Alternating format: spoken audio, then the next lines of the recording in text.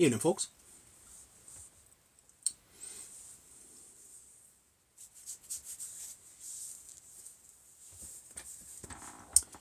I, Shalom. I finished some work outside. It got too dark for me to do anything else out there, so I figured, well, I still got a little energy. I'd pop in here. It's, a holiday week, so I'm home much, much earlier than I normally would be. So I figured, why not turn this on? See if anybody wants to chat about anything. See if anybody has any questions. I got my popcorn. Let's see if anybody can entertain me with some questions. These have been fun lately.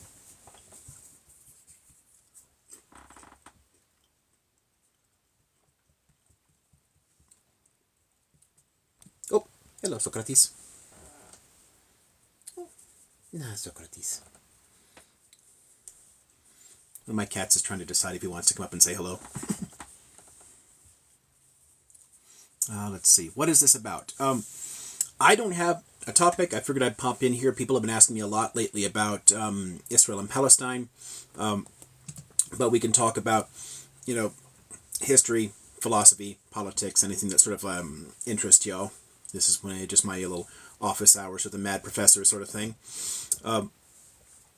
And, again, normally I can only do these things on Friday nights, but it is a holiday week, so I'm home more often. Somebody said, let's see, something about upstate New York. I'm not in upstate. I have some friends and family up there, but and I've been a lot, but I'm not in New York. I'm on the other side of the country. Do I support Zionists? No.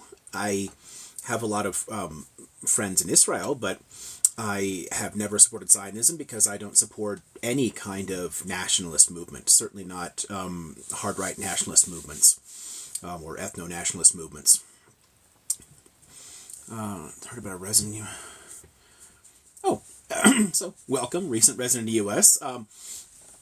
If there's any questions you have about American politics, which is more or less a giant clusterfuck, then by all means, I'm happy to talk about any of it. I've been following U.S. politics for a long time, and basically tracking where we're going. Calling elections for a long, long time. In fact, the consistent far right drift in this country over the last 60, 70 years has really, really bothered me. We have been slowly eroding our freedoms. We're down to 62nd in the world for individual liberty. We've changed directions here. We were for a while reducing poverty, and it's been growing for quite some time. U.S. politics is kind of a mess. But yeah, any particular questions you have about it, let me know. Someone says Zionism isn't far right. Zionism is a form of ethno-nationalism, which puts it on the right by definition. Some forms of Zionist politics have had more leftist or centrist economic positions, but as a nationalist movement, it is what we consider right in terms of political philosophy. There's really no way around that. It's not possible to be a leftist ethno-nationalist. I hear them say that there are Muslim states. Could you say that there are Muslim states? Could you explain why they? I think if someone says there are Muslim states, they mean countries that are majority Muslim. I don't think it has anything else other than that, because there aren't that many Muslim states that use Islamic law. In fact, I think Saudi Arabia is probably the only country in the world that doesn't use some form of Roman or secular law in their legal system. Saudi law is more or less, evolved out of Sharia, but everywhere else, even places that still maintain some elements of Sharia law or create sort of hybrid systems, they're still overwhelmingly based on Roman law. So I'm guessing if somebody says Muslim states, they only mean majority Muslim countries. Let's see. Do I support Palestine to cease fire? I don't like people killing each other over shit like this. So a ceasefire would be nice. Yeah, but realistically, this has been going on for 75 years. It's not going to stop anytime soon as long as people are continuing to drag out this kind of thing, as long as Zionism continues to claim the entirety of, the historic Holy Land or historic Palestine, there's going to be real problems. So maybe this is an opportunity to eventually find a better solution or to get us talking about a better solution, because realistically, every time we've had these ceasefires, it never really ends. People continue to get shot. Hundreds of people get shot every single year, administrative detentions, all kinds of horrifying shit. So it's not like it ever ends, even when there's a quote-unquote ceasefire. So yes, I support a ceasefire in the sense that I don't like people to die, but I would rather get some kind of progress too. Ooh, who was the worst U.S. president impacting Palestinians? That is a tough one. Honestly, some of the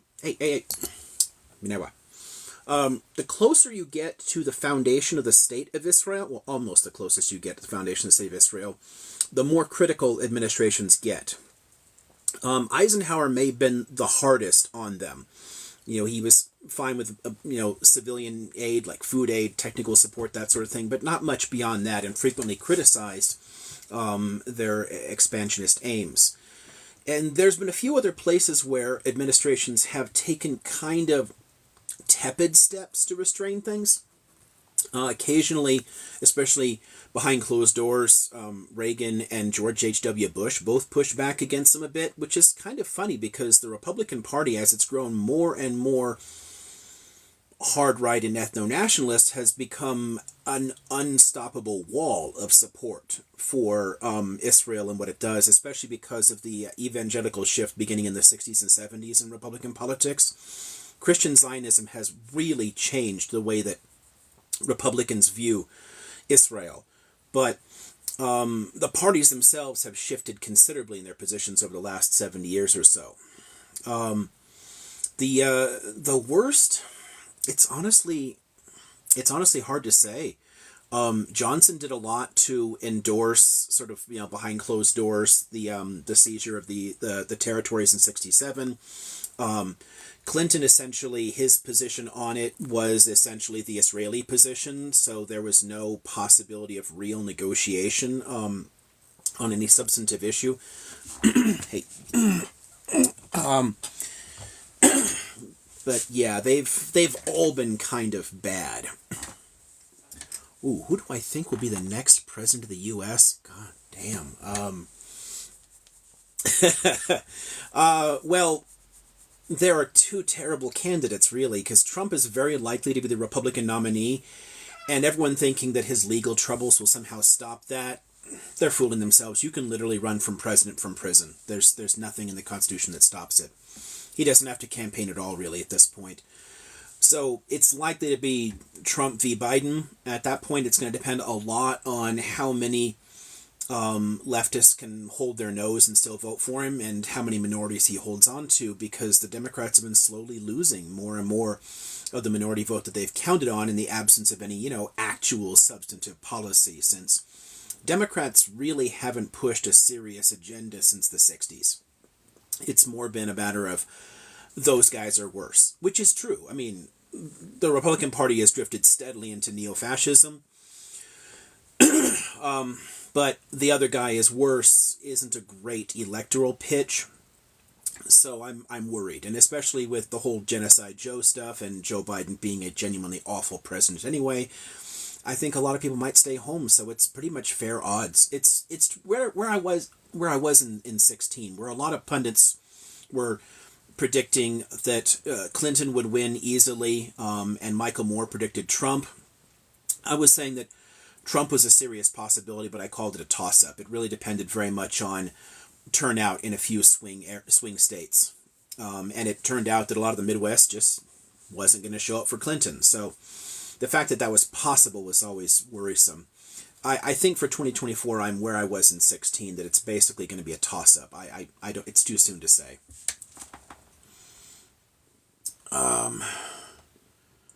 I'm not sure what somebody means by not in the context of the Holocaust when most settlers entered Israel. There's been a lot of waves of migration. In fact, it was quite rapid in the 20s and 30s.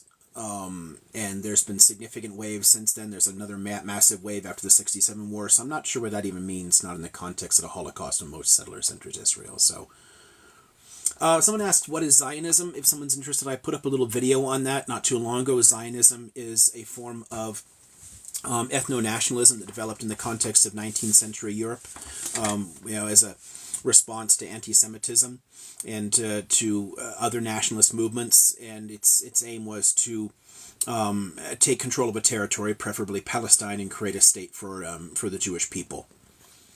Leftists are not the ones protecting your rights. That's pretty much nonsensical. I'm going to suggest that you probably don't have any idea what leftist means. If you think Democrats are leftists, that's more or less your problem, because there's relatively few leftists in the Democratic Party. They're there, but they're a pretty small share of it.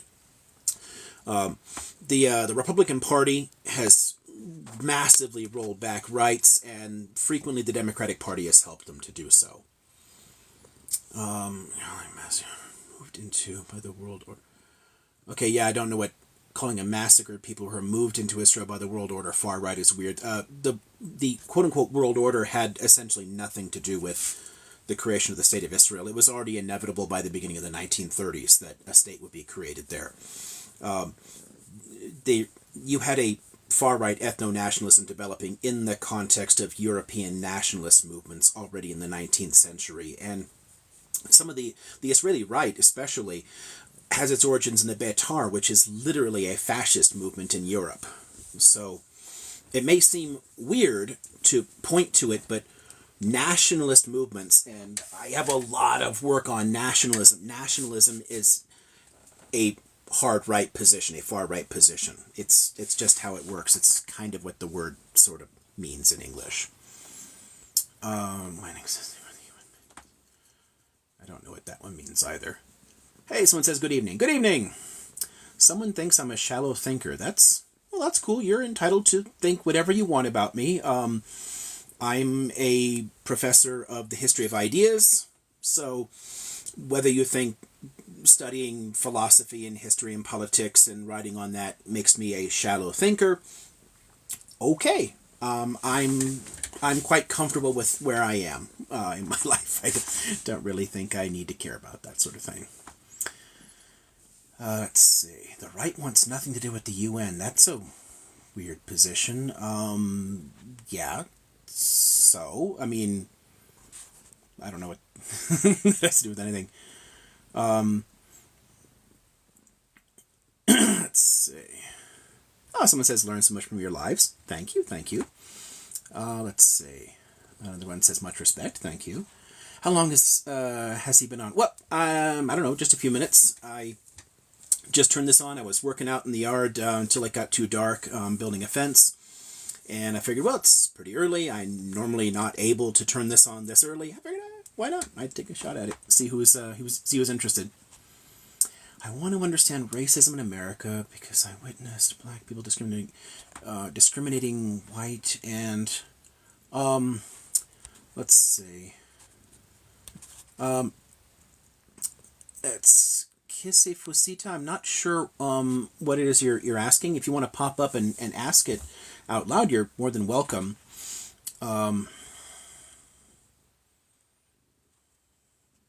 Yeah, there's definitely some trollish type people in here that really have no idea what nationalism means or settler colonialism is. That just seems strange to me. Generally speaking, if somebody is arguing for a state for a particular group of people to the exclusion of others, and then choosing to pursue a colonial movement, you're talking about a right-wing movement. Whether you like that or not really isn't my problem.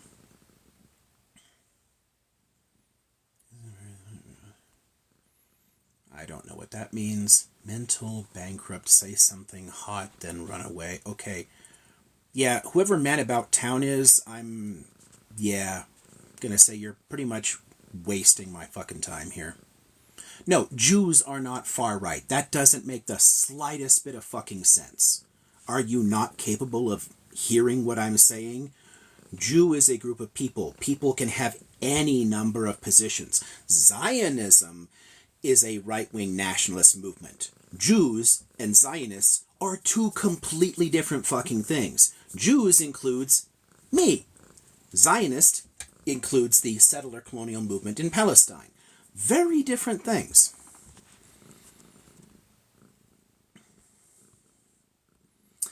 Fascism or actual fascism. Not sure what that means there. Nobody's getting excited over a year out for the election. Yeah, that's definitely true. And the Clintons definitely had a lot of liabilities.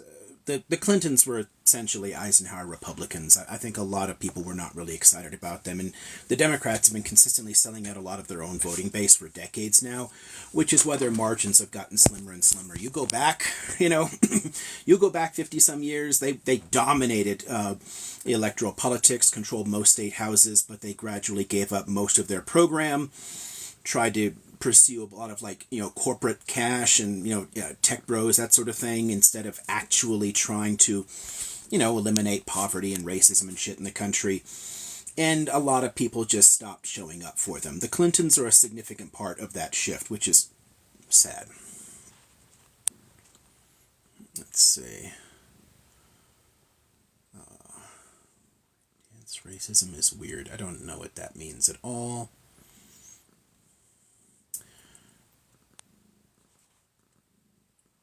Who still wants to know how Bill Clinton... Okay, yeah, Clinton made a lot of money, book deals, and tons of other corruption. I mean, but you're basically talking about politics in general. Every Republican president has also made a shit ton of money. So if you're trying to use that for partisan politics, that's a waste of fucking time. Sure, a lot of the Democratic Party is super corrupt. The Republican Party is generally much more corrupt, and a lot more of them have gone to jail for corruption. So, yeah. People trying to argue for one or the other parties in the U.S. here being somehow good honestly frequently confuse me. I just don't get it. The UN moving massacred people into... Okay, so the UN had literally nothing to do with the creation of the State of Israel. Just nothing at all. The UN did not move massacred people into Israel. You are 80 years behind the curve on this. Maybe, I don't know, get a very basic textbook and read some shit. Otherwise, why are you even here? There are far-right Palestinian nationalist movements. A lot of Palestinian movements are sort of centrist in many ways. Many of the secular movements have leftist economics, but if they're nationalist and ethno-nationalist, then they're harder right. So, it's sort of a similar situation you've got with, say, the original Mapai or labor movement in Israel. It had leftist economics and hard right ethno-national positions. So it creates a weird definitional issue. Most Palestinian nationalist movements, especially the secular ones, generally aren't after an ethno-state, though. They're after a democracy of all people, which would make them kind of liberal in that sense. And, liberal and then with, center-left economic positions, I would not say is far right. But some of movements I'm not supposed to say the H group that currently runs Gaza, but that H group there, I would consider a far-right nationalist movement. They have ethno-national positions and deeply racist positions. So, yeah, that group of Palestinians is definitely fits into the far right, but not all of them. So asking Palestinians is a far right movement, that again is ridiculous, because human beings take a variety of positions. If you ascribe an ideology by definition to a group of people, you're thinking in racist terms. Ideas aren't people. It's just not how it works. Who wrote history, though? Historians? History is an international academic endeavor driven by peer review, where we come up with an explanation for a particular chunk of material. using particular empirical methods, and then we try to disprove our own idea. If we can't do that, we submit it to peer review through journals or academic presses, and then other scholars pile on and criticize it. It functions across all national lines. Doesn't matter if somebody is in China, the Netherlands, or South Africa, they can read my material and criticize it and argue against it. And the good work, the stuff that consistently gets reused and its analysis makes sense, rises to the top and becomes the consensus around which history is built. Anybody arguing that history is written by the conquerors or some shit there really has no idea what the fuck history is. They're thinking about the way people wrote history centuries ago. It has had nothing to do with anything since then. I keep avoiding directness. You keep avoiding directness. That's a strange thing to say to an extremely blunt autistic person. I don't know how to dance around shit. As far as I'm concerned, Man About Town is probably just some kind of irrational troll, so if nobody minds, I'm probably just going to throw him out of this thing, because it's a waste of time to keep reading the same stupid shit over and over again. What do you think is going to happen with the hostage situation? Oh, that's a good question. Hostages are taken in situations like this for a few purposes. One is to provide leverage to negotiate the release of people held in Israeli prisons. Israel holds both a lot of militants and militant leaders, as well as tons of people that get swept up in administrative detentions without charges filed. So there's always tons and tons of people in Israeli prisons. Hostages can be used to negotiate their release. They're also, in the case of attacks like the one we saw start last month, they're often used as a kind of insurance policy against certain tactics attacking in terms of fighting back. So it's sort of like fucked up in that way. But generally speaking, a bit at a time, you're going to see negotiated releases of some of them. Some have already been killed. Some have even been killed in some of the bombings.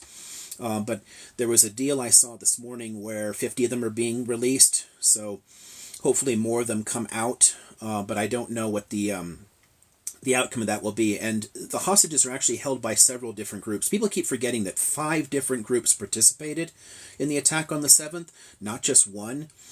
And they don't really get along well with each other, so they have different agendas. So that'll always complicate the release of hostages, because you have to negotiate separately with different groups in order to try and get them back.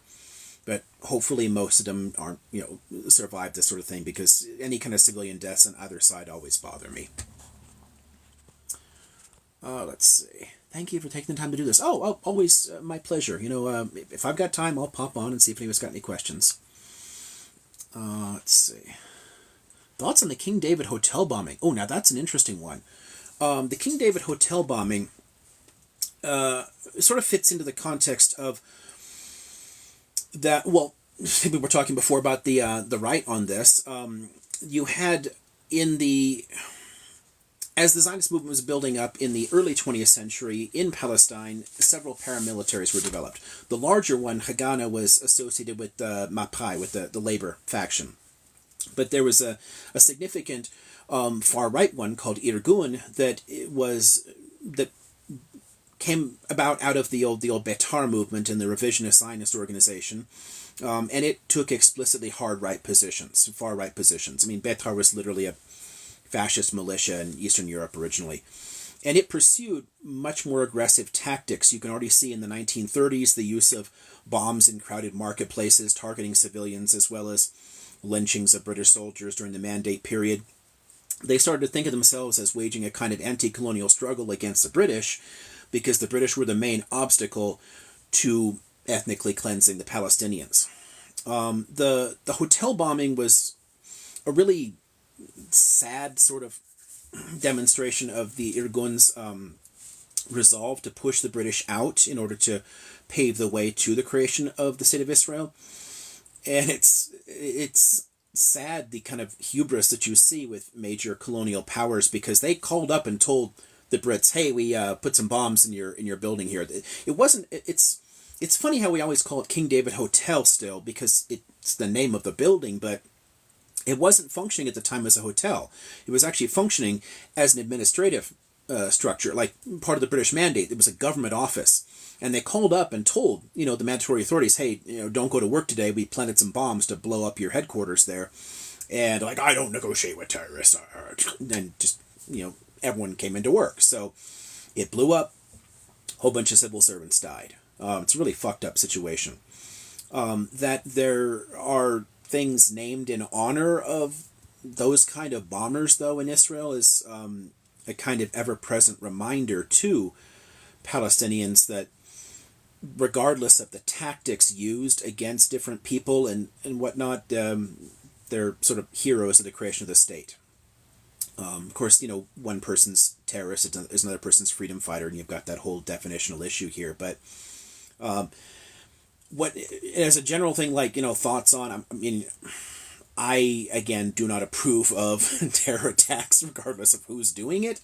I can explain them. I can understand the logic behind them, but I never condone that sort of thing. So that's, I guess, some general thoughts. If you got a more specific question, by all means, throw something out there. I don't know what you agree Jews in Israel are necessarily far right. That doesn't make any fucking sense.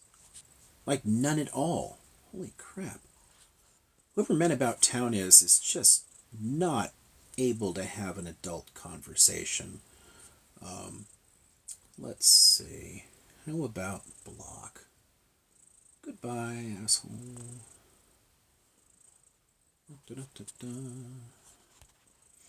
Okay, thank you for taking the time. Racism was dead in America. Barack Obama and Joe Biden brought it back. Okay, now that's just stupidly naive. The racism has never gone away at all. If seeing a person with dark skin in high office made your racism come out, guess what? You were already racist. People don't suddenly decide to put their hoods back on, just because somebody black shows up. They're already like that. They just got more vocal about it. The shit just came out in public. Realistically, somebody making the argument that Barack Obama brought racism back is probably just way too far gone into this kind of far-right bullshit. I mean, I've got like whole shelves on the far-right drift in the U.S. and the amount of racism in our history. This shit has never gone away, like ever. It has always been there. And it doesn't matter what you might think about it or how ignorant you are of it, it's still there. God damn, people, it's so ridiculous. I mean, Obama and Biden are right-wing conservatives. If that kind of attitude is triggering to you, because their policies are extremely conservative, you don't want to talk to actual leftists and anti-racists.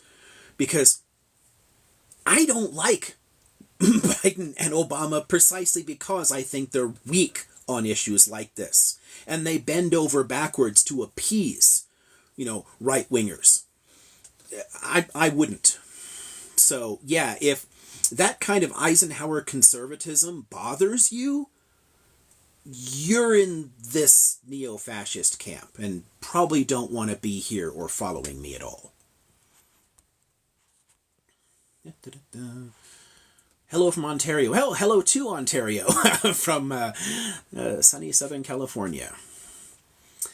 How is Zionism rebranded as something not inherent to Judaism? It was never inherent to Judaism. There's a kind of traditional Zionism in the sense of a religious yearning to return home when the Messiah comes. And that's completely different from what we mean by Zionism in political discourse. Zionism is a secular nationalist movement. Hello, Amira. My dog's coming to say hello. Zionism is a secular nationalist movement from the 19th century that aimed to create new Hebrews. Most of the founders of the Zionist movement were actually atheists. They weren't religious at all. It's not a religious movement in any way. There is today especially post 67, a kind of religious Zionist movement among some of the factions in Israel, but it's a more recent phenomenon. But if you're thinking about how is Zionism rebranded as something not inherent to Judaism, you're probably thinking of traditional Zionism, the kind of next year in Jerusalem, kind of, in the Passover Seders, that sort of thing. That's not what we mean by Zionism at all. It's a different concept. The founders of Zionism in the 19th century used a lot of traditional terms like Aliyah and Zion in their language, but they gave them a very different meaning. So it's been like that for 150 years. It's been part of the way they initially described it. Wow, I'm way behind on this stuff. I cannot keep up. 99 new messages. It's a lot harder to do this without people talking and instead of a bunch of the text ones. I've never done it this way. I've always had people popping in along there and asking questions this way. That's why I'm asking. You said nationalism is right. Arafat started. Yeah, nationalism is we put it on the right. If you're stuck with a just simple, single plain right-left kind of idea, nationalism is on the right and cosmopolitan is always on the left. Because the left, we associate more with like the socialist type movements, and that's more internationalist and anti-nationalist, sort of class consciousness, breaking down barriers. And then the opposite of that is like, my people, I want my group of people, and the land is for my group of people and not other people. So, yeah, when you have movements that have leftist economics and nationalism, you're kind of looking at what we consider like third way politics. And there's various ways to do that, different forms of populism. So, technically, a kind of nationalist movement, and especially an ethno-nationalist movement, can't ever actually be leftist, although it can use some socialist elements in its economics. Those are usually closer to fascism or fascism adjacent, para-fascist, that sort of thing. Or they're a kind of weird, like, they're skirting a fence. There's a number of ways to do that. There's quite a few movements that it gets difficult to define in very traditional senses because they're leftist in one aspect of their ideology and rightist in another. This is one of the limitations of just looking left-right, and that's all we've got. I far prefer, at the very least, a kind of political compass, where you've got two axes. My own method when I'm doing this thing, I actually have three axes, so I use a kind of like cube model that departs even from that, but it's very difficult to represent physically, and people tend not to know what you're talking about. We're often stuck with words that just don't make a whole lot of sense. Left can be used in a ton of different ways in popular conversations, and it gets very confusing in that way. Yeah, I'm definitely not keeping up with these things. Somebody talking about how Jews vote. Yeah, I'm not gonna deal with that kind of racist bullshit there anyway. Like, this is just getting ridiculous. Israel will be the most powerful nation in the world. We ruled. What the fuck? What's your secret for delicious mashed potato? Okay. Secret for mashed potatoes. That's an interesting question. I tend to make baked potatoes. Do you think Jews don't determine? Anybody deserves self-determination in that sense. I prefer non-nationalist solutions, basic democratic orders. I think that Jews deserve a place where they are constitutionally protected because there have been so many historical problems there. But I think that that's possible to do in a state that isn't actually an ethno-national one.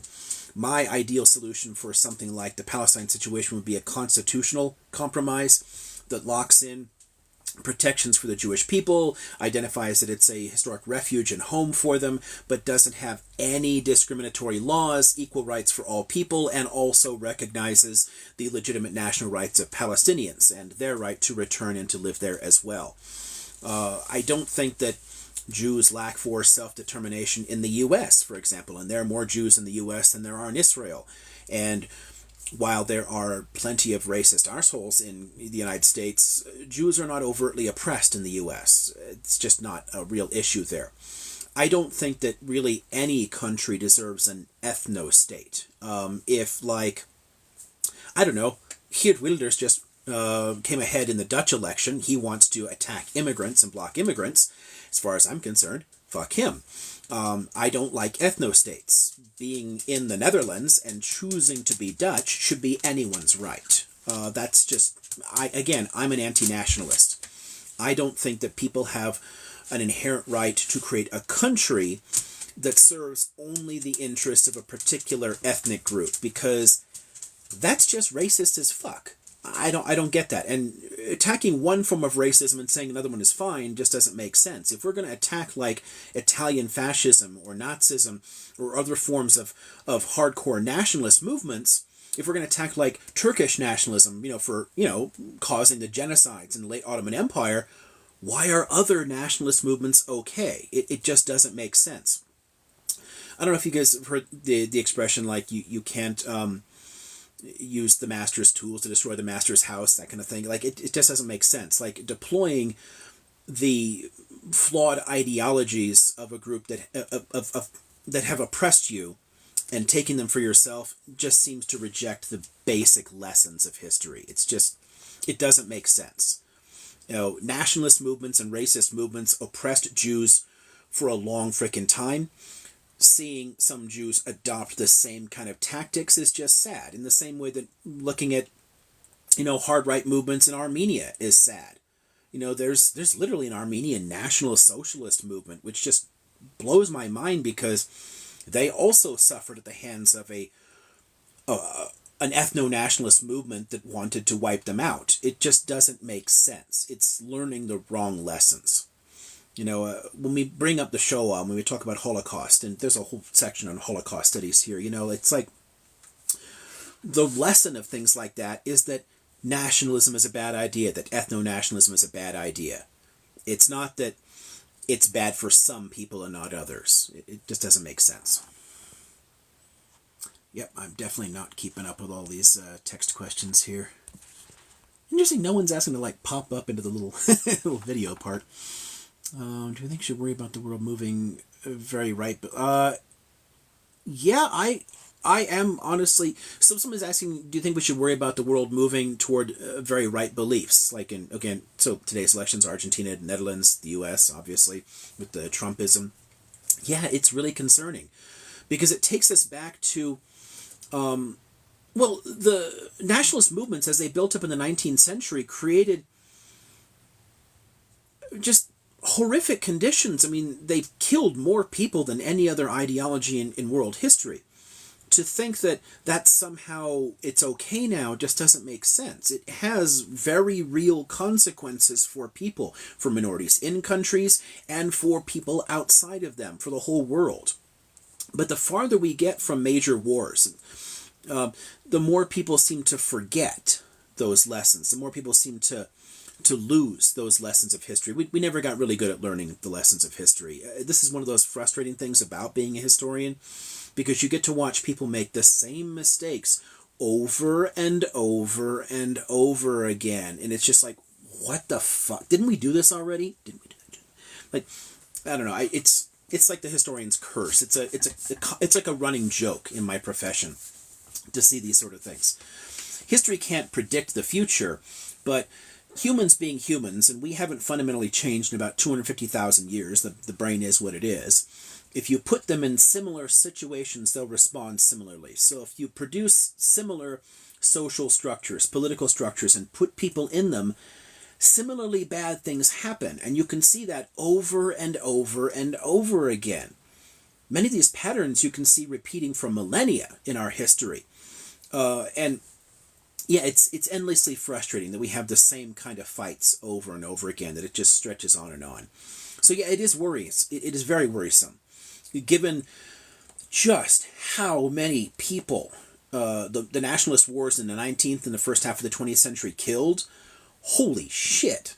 And then obviously you can connect all the anti-colonial struggles to that too. The colonizers sure killed a fuckload of people to trying to hold on to their little empires. So nationalism killed a shitload of people. And to see a lot of far-right populist movements and nationalist movements suddenly coming out of the woodwork and being okay, and people embracing them, that's really, really worrisome. Let's see. Do you know where Democrats? It's in the. Somebody just says, "Do you know where Democrats lose me? It's in the Marxist ideals they display today." If 2020 sucks, the big one is still in the group. I'm going to say this really, really slowly so you get it. The Democratic Party has zero Marxist ideals. None. It never has at any point. The only U.S. president that ever was influenced directly and obviously by Marx is fucking Abraham Lincoln, who actually corresponded with Marx and read him regularly. Democrats have never liked Marxism. They have been hardcore anti-Marxist the entire 20th century. I don't know how you missed any of this, but I don't know, maybe go back to like a high school history class before you try to go beyond that, because you kind of missed something about the entirety of the last like 150 years. It's just, wow, how the fuck does anyone think Democrats are Marxist? It's so frustrating. And the use of those kind of words, that the far right has always been hardcore anti-socialist. It's frequently misapplied the labels in different ways in propagandistic ways. So you are being lied to. 2020 sucks, the big one, whatever weird name that is. It's nonsensical. The Democrats didn't lose you from that. The Democrats are a mix of conservative and liberal ideas, i.e.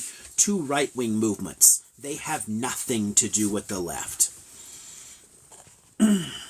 It's crazy how let's see, B. Dot says it's crazy how the Americans never revolted against the current two-party regime. They actually have a number of times, and honestly, the Republican Party is the result of one of those. But because of our voting system that's written into the Constitution, it's very, very difficult for multiple parties to show up. There's one of the reasons that when U.S. officials have helped tons of other countries to write constitutions, we have never based it on ours. Ever. The U.S. has one of the least democratic constitutions for republics in the world. It just doesn't really work well. And one of the reasons is the kind of like winner-take-all structure of it. It was written before political parties really existed. It was written without political parties in mind.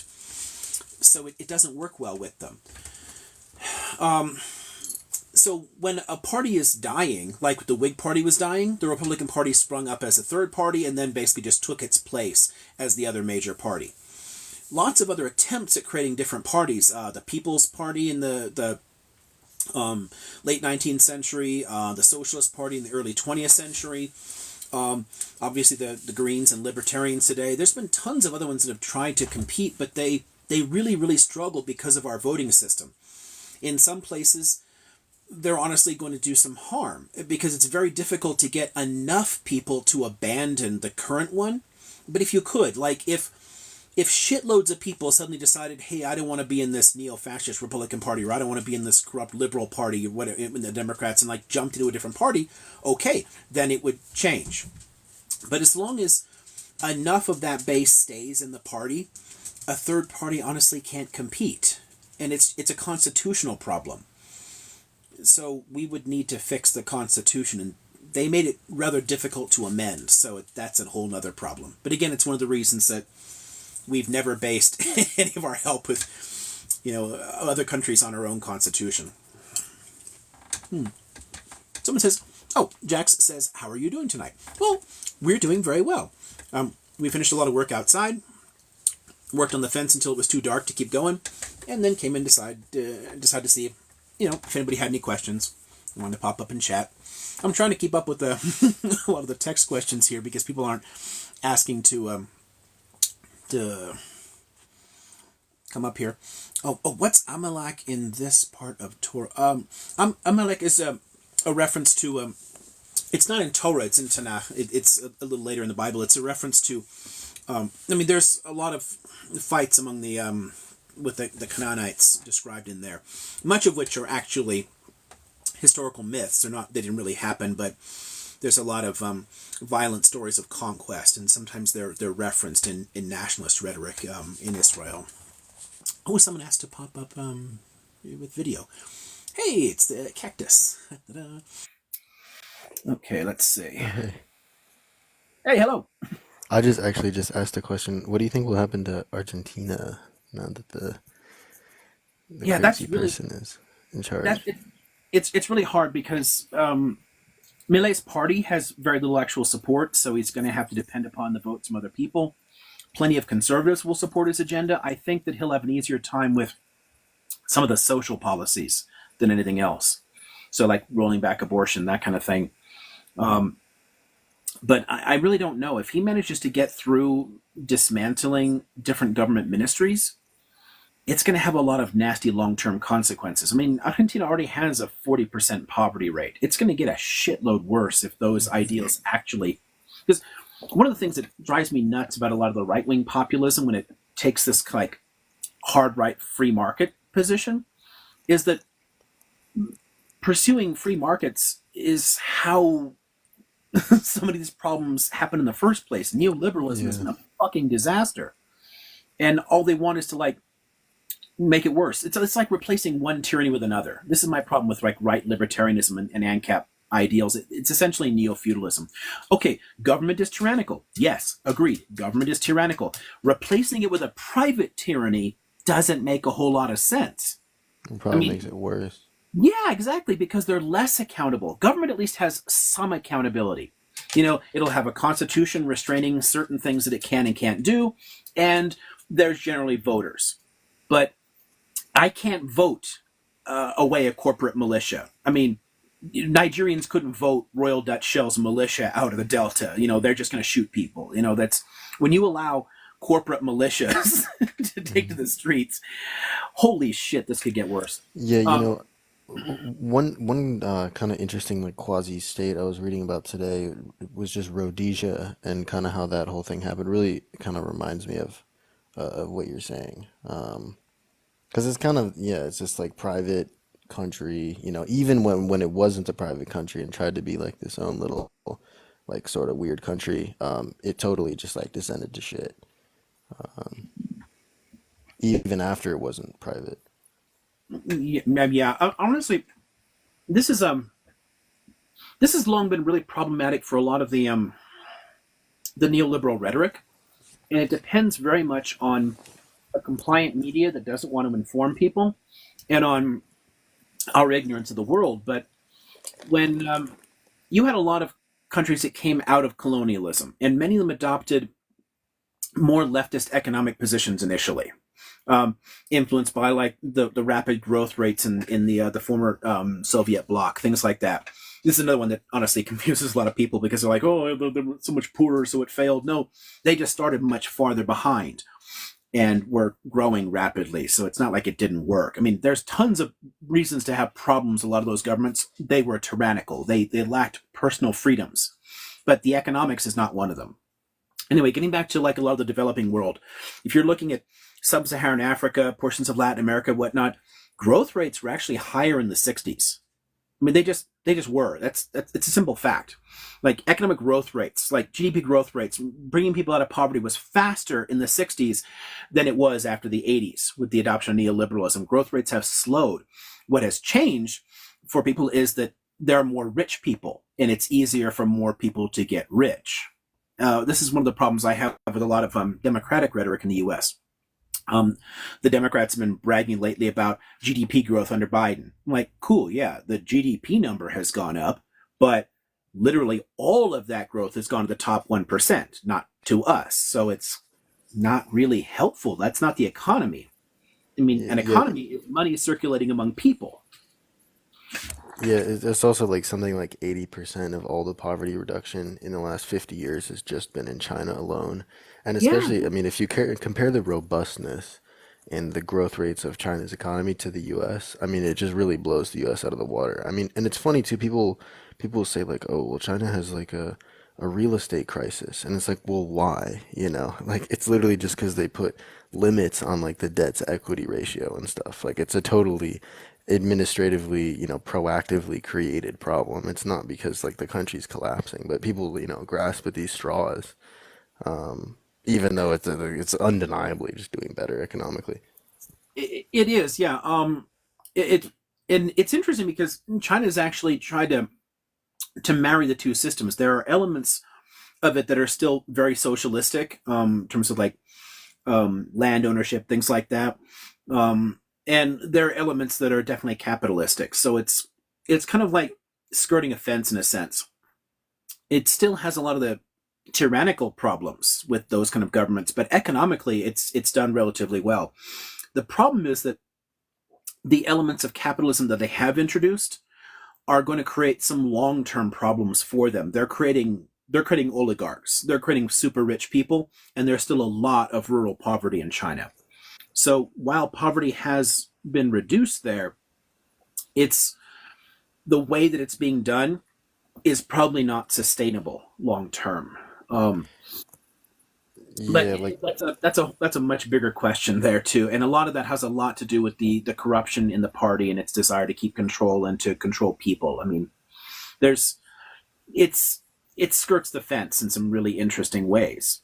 But yeah, there's a huge amount of poverty reduction around the world, and a lot of it actually started back in the 50s, 60s, and 70s when you still saw a lot of significant state socialist investment in ordinary people. And I think we've lost a lot of those lessons in the same way that the rich world has lost a lot of the lessons of the way the welfare states initially worked here. And it's hilarious to me that so many like people in America think that the welfare state is like a left wing idea. Leftists opposed it, and they opposed it because it actually is not socialistic at all. It allows you to avoid the real problem yeah, and just add a nice icing on top that the makes it band-aid. capitalism a little bit more livable. Yeah, it's like a band-aid, yeah.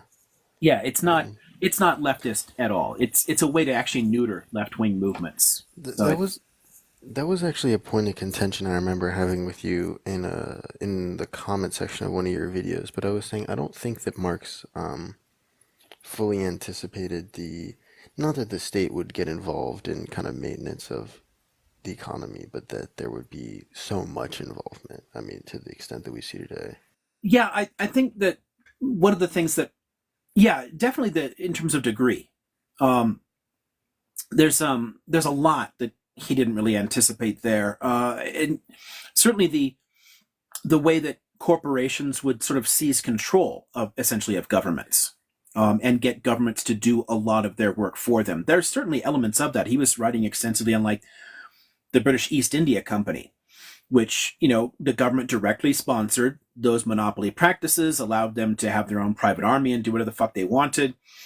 Um, so there were certain, in some ways, it kind of prefigures where we are, but there are certainly ways in which it has gotten worse since then, which is kind of sad. Oh, there's some interesting questions about PLO and Jordan and Lebanon. Oh, that would be an interesting topic there.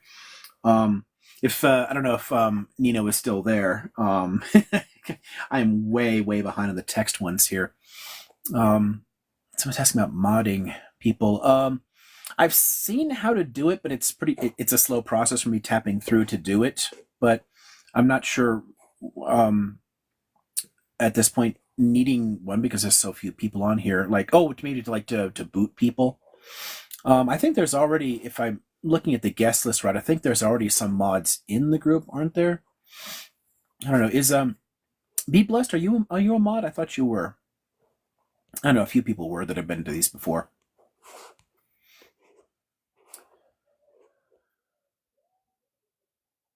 Uh, oh, I'm glad I blocked that man about town guy here. He's threatening to dox me. Cowards. Yeah. I was threatened to be doxxed today in my inbox, but they got the wrong name. That's kind of and when I A lot of made them are fun of not terribly competent. no, when I made fun of them for getting the wrong name, they just blocked me. So um Yeah. it's genuinely insane. But I had a question. I always like watch your lives. I was in your box once because I just find it very, very fascinating. As a person who is in academia myself, and I'm hopefully one day I'll become a professor, I just enjoy listening to people who are knowledgeable. Um, But you mentioned the British East India Company, and I come from the field of post-colonial theory, so I know that a lot of companies were used as like first wave of colonization, to not only monopolize the power within those regions, but then to help colonize those areas as well, way before even like military forces were actively used. And I remember you mentioned that when the Ottomans were in charge of Palestine, there was a lot of purchase that was being done by individual Jewish companies, I think, if I'm not mistaken, of the land. Um, Gosh, just a second. oh, Sorry. My I had a little brain fart. I think I missed part of that. You back up oh, slightly. I'm getting twisted around the question. okay. No. So I know that like the British East India Company used kind of like would kind of buy loyalty from certain leaders or buy certain lands and like kind of employ or implement divide and rule tactics to kind of help colonization effort as well. And there were multiple companies that represented Western European governments as well within Africa, but yeah, within the African continent. And I kind of remembered you in another live mentioning how um, the Ottomans sold some land for like Jewish purchases, I think, but for some corporations, if I'm not mistaken. Would you think that in a way is similar to the East Hmm. India Company in that that was the first phase of like Zionism prior to the establishment of Israel, or would you say it's Oh, different? that's a fascinating question. Um, my first instinct is to say they're very different. Most of those purchases were private, purchasing from a private seller to a private buyer. Some of it Mm-hmm. was pulled into a corporate body and eventually created like the the Jewish National Fund was purchasing some things, and that creates a set of land that can only ever be leased to Jews, and can't be sold, which is similar in the sense that it's a corporate body purchasing things. But the East India Company was a chartered monopoly company Yeah, created by yeah. a government to do something very specific, and the Zionist organizations didn't actually have government sponsorship. Some of them later found ways to negotiate with governments and talk to them, but they weren't created by any government bodies. They didn't work for any government bodies, and they didn't serve the interests of any other country. Mm-hmm. So they do seem different in at least that sense. I mean, there's at least a similar though in terms of like any kind of corporate organizing. There's that similarity, but that's the only one I'm initially seeing. If I'm not mistaken, wasn't Menachem Osishkin, I think, the chairman of the Jewish National Fund for a while? And I remember reading a quote from him where he said that if I find that quote again, like source it. But I remember him saying that he wants to be the Palestinians don't like him because he wants to be the ruler of their lands, or something like that. And I remember he was the chairman of the Jewish National Fund because he was a Zionist himself. So I remember him saying that. That's why I was wondering if there was any attempt to do that as well. Well, that Um, again, it's just dealing with the basic definition of nationalism. The nationalists involved mhm, in the development of Zionism, and again, not there's different forms of Zionism. Some actually aimed for a kind of like binational sort of solution, didn't have the kind of mhm, mhm, extremism. Martin Buber, definitely not a right winger. So there are definitely more centrist strains and center left strains of Zionism, but mhm, the ethno national component always intended to exclude and or rule Palestinians. It was either going to drive them out or turn them into subjugated peoples. mhm, And the goal of behind the way the Jewish National Fund purchased land, and this becomes problematic in the long run, and one of the places where it's difficult to discuss Israel as a truly like liberal democracy because the Jewish National Fund was folded into the Israel Land Authority and still controls a mhm, significant chunk of land, much more than it had at the beginning because all the absentee land got handed over to it, and it can mhm, only be leased to Jews. So Arab citizens of Israel have no access to any of that land, mhm. which is one of the places where NGOs have been able to say, well, this is an apartheid law. This is problematic in that sense. Yeah. So the way the Jewish National Fund is structured, though, in terms of its own charter, the way that it's set up to only to produce land, to purchase land for Jews, to hold land for Mm-hmm. Jews and only for Jews, that's problematic vis-a-vis the Palestinians for sure. Yeah. But I'm And not sure then I would put it into the context of like the East India one. Yeah. East India Company, in the sense of like divide and rule is also a little complicated here because it's a settler population and then an indigenous majority that's there. It doesn't have a whole lot of other groups to turn against each other. Mm-hmm. If they had pursued policies to like, I don't know. Okay, so like the French in Lebanon, for example, Mm-hmm. or in Syria, turned local groups and local sects against each other in Yeah. order to help the metropole control things. That's very similar to the basic model of the East India Company. The East India Mm. Company is actually one of the pioneers of some of the techniques that are later adopted into high imperialism and used by the Brits and the French. It's kind of like testing a number of ideas that become very important in later 19th and early 20th century colonialism. But the Zionist movement is itself a bunch of people moving, which means it's Mm. closer to, say, like the South Africa model or the early American colonial model than it is to Mm-hmm. like the East India Company, which is a corporate body serving the interests of a metropole and trying to Mm-hmm. advantage it vis-a-vis the native population and getting those native populations to fight each other. Mm. And I was reading about like how Palestinians initially weren't against Jewish immigration per se, but they were against Zionism and displacement. But then I read about the Hebron massacre, which happened in 1929, and I was wondering if that was kind of somehow escalated by the land purchases and people losing their jobs and then escalating, or are there specific reasons or causes that might Yeah. have contributed to the Hebron massacre? Oh, for sure. Um, Initially, the waves of Jewish migration, if you're looking late 19th, very early 20th century, the Mm-hmm. numbers of people moving are quite small. And a lot of the people who move in didn't stay. So by the end of the first two waves of migration, the first two aliyot, there's only about 25,000 Zionists out of about 80,000 Jews.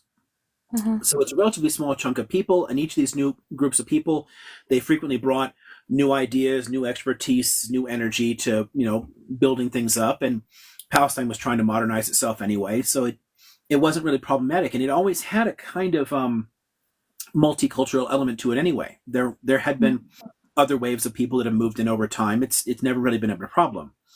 When you started seeing um, from the teens on, there's an ideological shift arguing Yeah. for a complete separation economically and socially, creating parallel societies, and that is ultimately going to harm the Palestinian um, uh, social structure.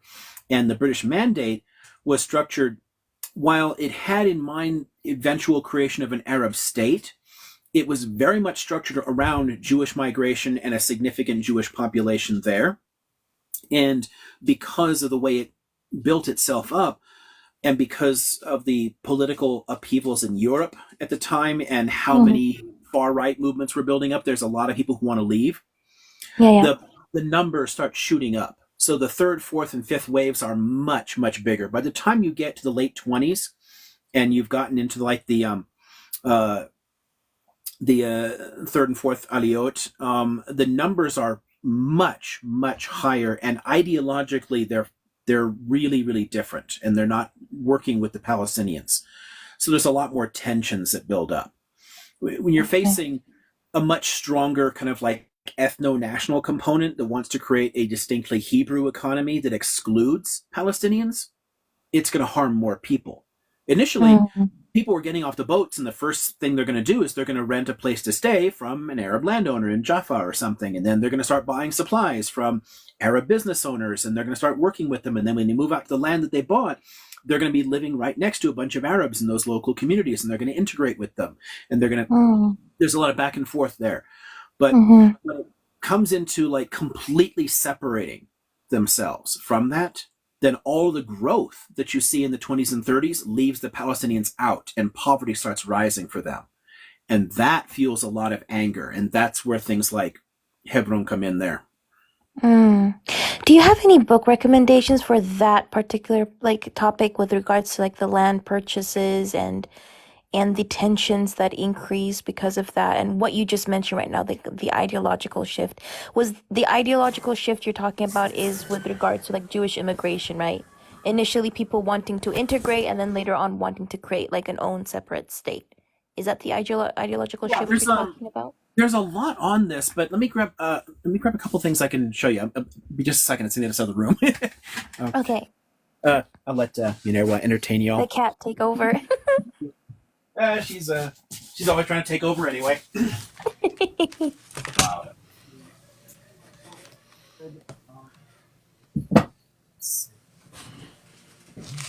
Hi, Blessed. Hey, how you doing? I'm glad you're here too. This is a prize live from Liam today because he's normally live on Fridays. Mm. But I thought I you, follow. Oh, sorry. yeah, I thought you'd enjoy his live. So I was like, oh, let me see if I can send it to a few people I think will enjoy the live. Oh yeah, no, I love Liam's lives. I've learned so much from Liam already. And he probably like doesn't like me because the last time I was on, I asked so many questions, and now I'm asking so many questions as well. So, People can ask whatever they want to ask, and honestly, it's a No, lot that's a easier when a regular. few people pop in at a time to talk than trying to keep track of all the the text. It goes way too fast for me. hmm um, okay, so for there's a lot of texts that cover this in various ways, but I think this might be a really important step in terms of that ideological shift with the that what begins is? in Oh Land, no, Labor, and it's. the Origins of the Israeli-Palestinian Conflict, 1882 to 1914. Oh wait, can let me write it all down. Who's the author? That's You might be better off this is screenshotting. Gershon Shafir. I'm not sure if it's easy enough to read, but it's right here. When you hold it up, it shows as a mirror image, so it's not readable. Ah, Yeah. yeah, I don't know how I can reverse that, but Land, Labor, and the Origins of the Israeli-Palestinian Conflict, 1882 to 1914. He has a terribly long title for this, but it's Gershon I found it. and Gershon Shafir. Shafir. Shafir, yeah. Um, it covers a lot of the. It shows some of the contrast between the first Aliyah and the second, which is Mm-hmm. and the second is when the ideological shift begins. So Shafir talks a lot about the conquest of labor and conquest of land, Mm-hmm. the kibush avoda, kibush harka shifts in there, and then Mm-hmm. once you get into the mandate period, the fact that that ideology is already in place from the second Aliyah on, it takes off massively and becomes a bigger problem. Another one Mm-hmm. that's interesting because it shows the complexities of early Zionism and the fact that there were a lot of leftist trends in it earlier on is Comrades and Enemies by Zachary Lockman. I don't know if it's reversing it again, but so Zachary I have Lockman. it though. It's okay. I have like I'm writing everything down. Yeah, so Comrades and Enemies, Arab and Jewish Workers in Palestine, 1906 to 1948. This one shows the way that some of the complexity of the earliest period, where a lot of leftist Zionist movements initially tried to enroll Palestinian workers in unions, Mm-hmm. work with them, try to like collaboratively develop the territory. But over time, you start developing much stronger ethno-national components to it, and a sense that Mm-hmm. this is a problem. That you can only focus again on Hebrew labor, cutting them more and more out. So that shift into the a, a nationalist economy is something that Lockman talks about as well. Mm. But I'd start with Shafir, and then Lockman can kind of like fill in some gaps and show some of the complexities of the early Zionist movement. Did the ideological shift, like, did the rising anti-Semitic, because I know that towards the end of the 1800s, with regards to like Wilhelm Marr, for example, promoting and encouraging anti-Semitism within like German society, he wrote multiple essays, like, and texts talking about like, oh, we need to rid the German spirit of like Jewish people and like like so towards the late 18, because like a lot of people think like, oh, anti-Semitism, I'm Afro-German myself, so I'm a black German woman, and a lot of people assume that the hatred towards Jewish people, towards Afro-Germans, towards Sinti and Romani people started somehow like in the 1930s, when in fact it was way older than that. Um, does the increase of promotion of like anti-Semitism, does that have anything to do with like the ideological shift with regards to Um, nationalism? Because like desperation led a lot of like Jewish people to kind of like want to be nationalistic, or what is, in your opinion, like what encouraged the shift? yeah, I'd say that the rising tide of anti-Semitism encouraged a nationalist solution more and more. Mm-hmm. Um, it's actually why people can point. There's a lot of people erroneously that make Herzl like the founder of Zionism when he's a late convert to it, but he Mm. converts to it because he sees the depth of anti-Semitism in France in the Dreyfus Mm-hmm. affair. It's like, holy shit, this is bad. Um, and it's not just it's not just Germany. It's France. It's Russia. There were Yeah. significant numbers of pogroms in the late 19th century. Just horrifying race riots, killing tons of Jews. So as nationalism becomes a bigger and bigger trend in late 19th century Europe, the assimilationist line gets harder to support. People start thinking, well, Mm. maybe we won't be accepted. Maybe we can't be Frenchmen of the Mosaic persuasion. Instead, we're always going to be Jews to them. And maybe we should pursue our own national objectives. I don't know that it's a big part of the shift to a harder right position Mm-hmm. in terms of the Palestine project, so much as it's a reflection of the gradual trends in nationalist thought overall. Mm-hmm. Because nationalism itself in Europe was getting more and more extreme and exclusivist. Yeah. So naturally, a Jewish nationalism would also take on some of those characteristics. So I don't think it's as much a response to the anti-Semitism, which pushed along the creation of a nationalist solution in the first place, but Mm-hmm. the extremism simply follows the growing extremism in Europe. It's one of the reasons earlier in this discussion here, I noted the Betar, which is the ideological forerunner to the Likud and earlier the Herut Party, and then the Irgun militia, and Mm-hmm. the whole revisionist Zionist movement. So like the ideological hard right of Israel, it literally starts as an Eastern European fascist movement with its own little brown shirts, and they're preemptively Oh beating. wow. Mm-hmm. It's kind of like an anti-Semitism kind of like militia. Let's go out there and Oh. like, beat up these racists. But it took on a lot of the kind of fascist iconography, the basic structure of it, and Mm-hmm. so it's more that the extremism of nationalism in the early Mm-hmm. 20th century Mm-hmm. is just reflected in obviously a Jewish nationalism. Mm-hmm.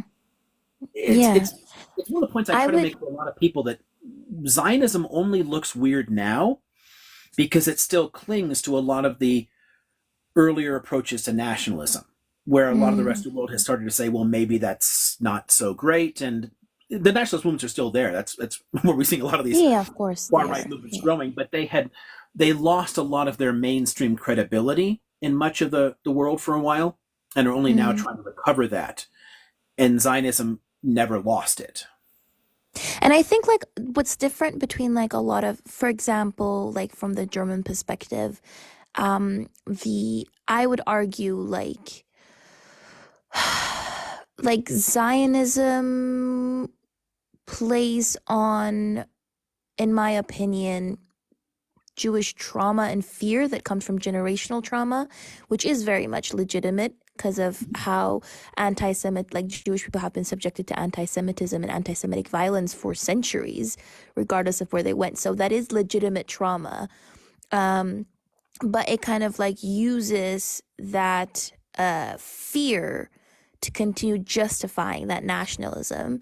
And when you compare that to, let's say, European parties, which are nationalistic now, it's usually a dominant society that doesn't actually have legitimate fear, still kind of stoking like victimhood to demonize minorities. Like for example, now within the German context, the dominant society has nothing to fear, but it still kind of uses Afro Germans, it uses Jewish Germans, it uses predominantly Turkish Germans to kind of like stoke the fear of, oh, we're being overrun and they're gonna take over everything. Whereas like I feel like in the Jewish sense, I don't condone it, of course. I'm very much like pro Palestine and I'm not going to condone like an apartheid state, but I kind of like understand why that fear is there. because it's a result of generational trauma. And I'm just wondering if, like, in your opinion, I was talking to a close friend of mine about this, and he was telling me about like this March for Living thing that Jewish people are offered to go to different like concentration camps in Europe, and then because he's Jewish, and so he was telling me about him not doing it when he was 15 and 16, and then they end the tour in Israel to kind of like say, look, you went from the dead to now this country. Right. And do you think that that's kind of like propaganda using Jewish fears of like eradication to like say this is your homeland now, to kind of like create like an emotional tie or link to Israel? Of course, because they could just as easily use the United States or Canada or something, and they don't. It's the same basic idea you see with things like birthright. It's an attempt to create like an emotional connection to this territory and to the ethno-national movement there. Your question is actually fascinating there about the fears of minorities, the sense of being victimized by minorities. And it actually connects to one that I saw scrolling by in the chat from somebody calling themselves Albert Einstein about Gosh. I'm going to try and connect these in a second. The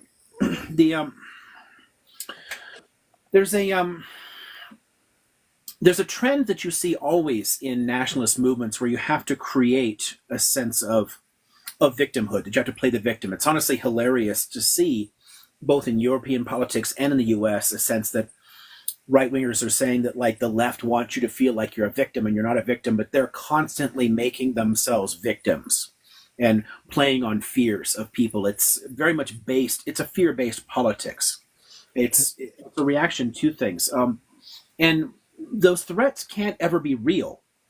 So Jews made up like 0.5% in Germany. They were not a problem for the country, but they were different. They were alien in some way.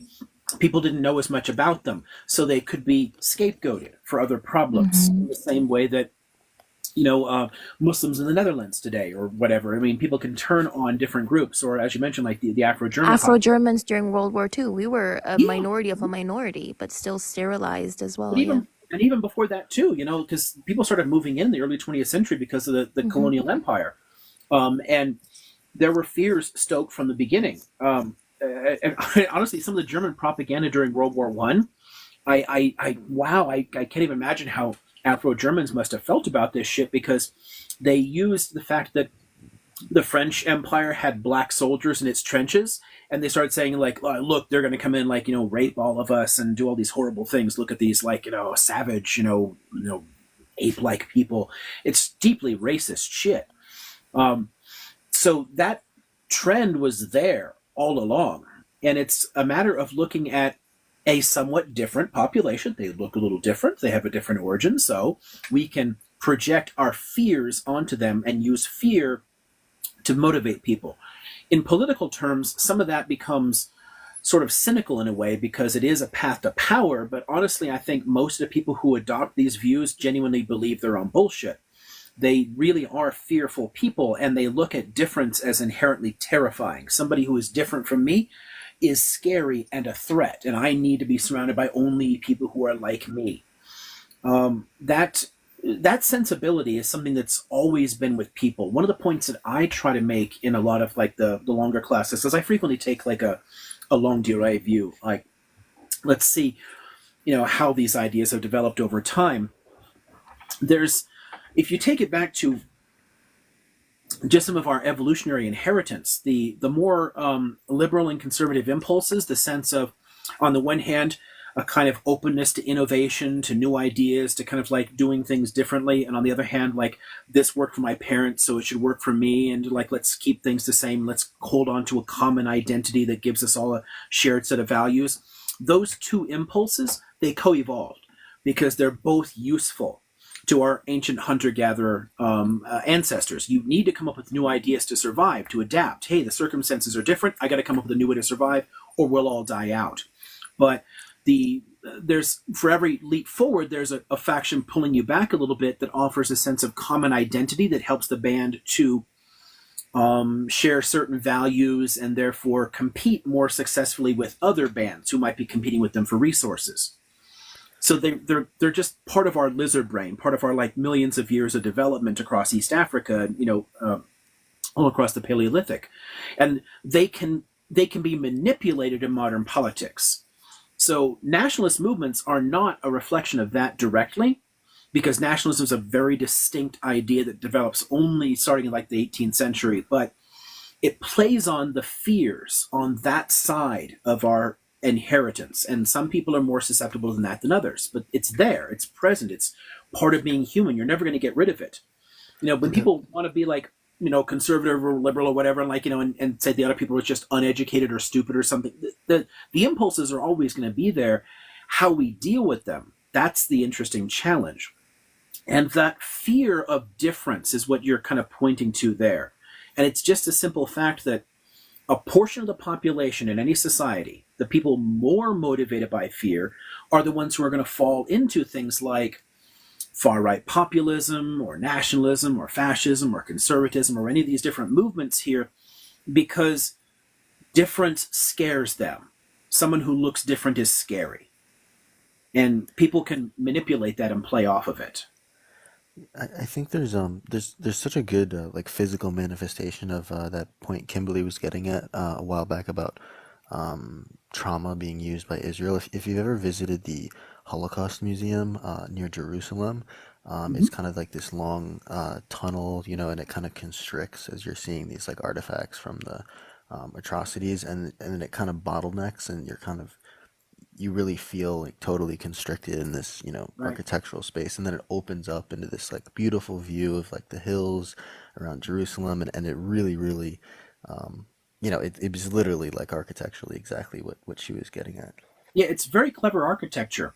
And if you're dealing with something like that, where you actually do have some past conflict, a lot of countries have done this over time. They played off of certain fears because they fought before. So think about some of the rhetoric between like the English or the Scots, or between Germans or French, or between like the Irish and the English. That there's a sense of like a past victimhood that can be used in terms of building a nationalist alternative and driving people toward particular movements.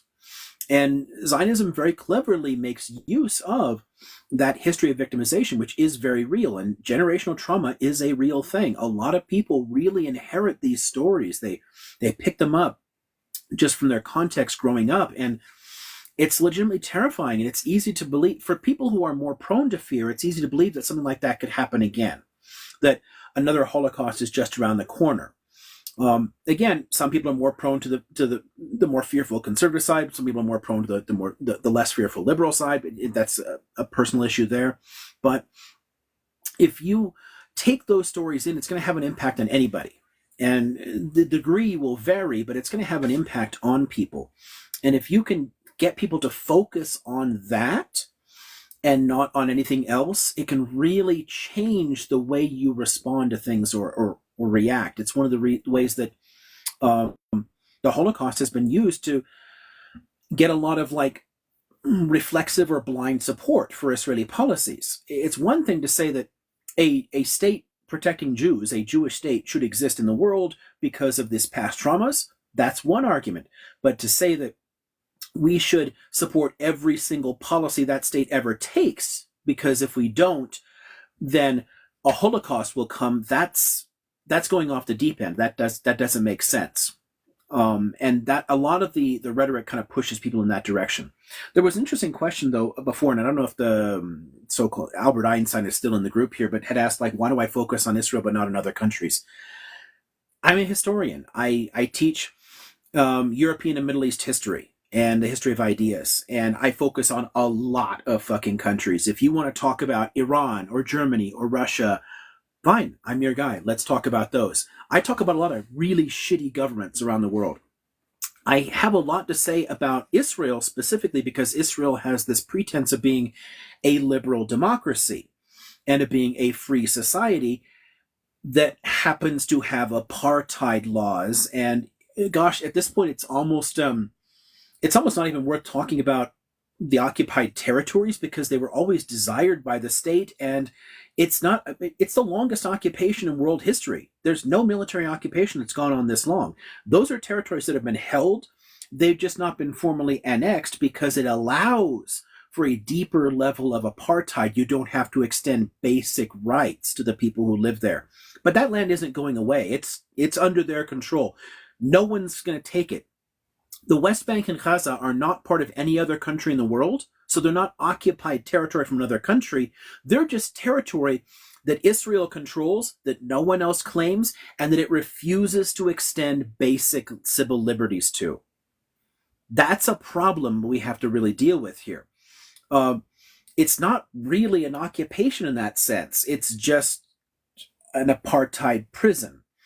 And that's why I draw attention to it.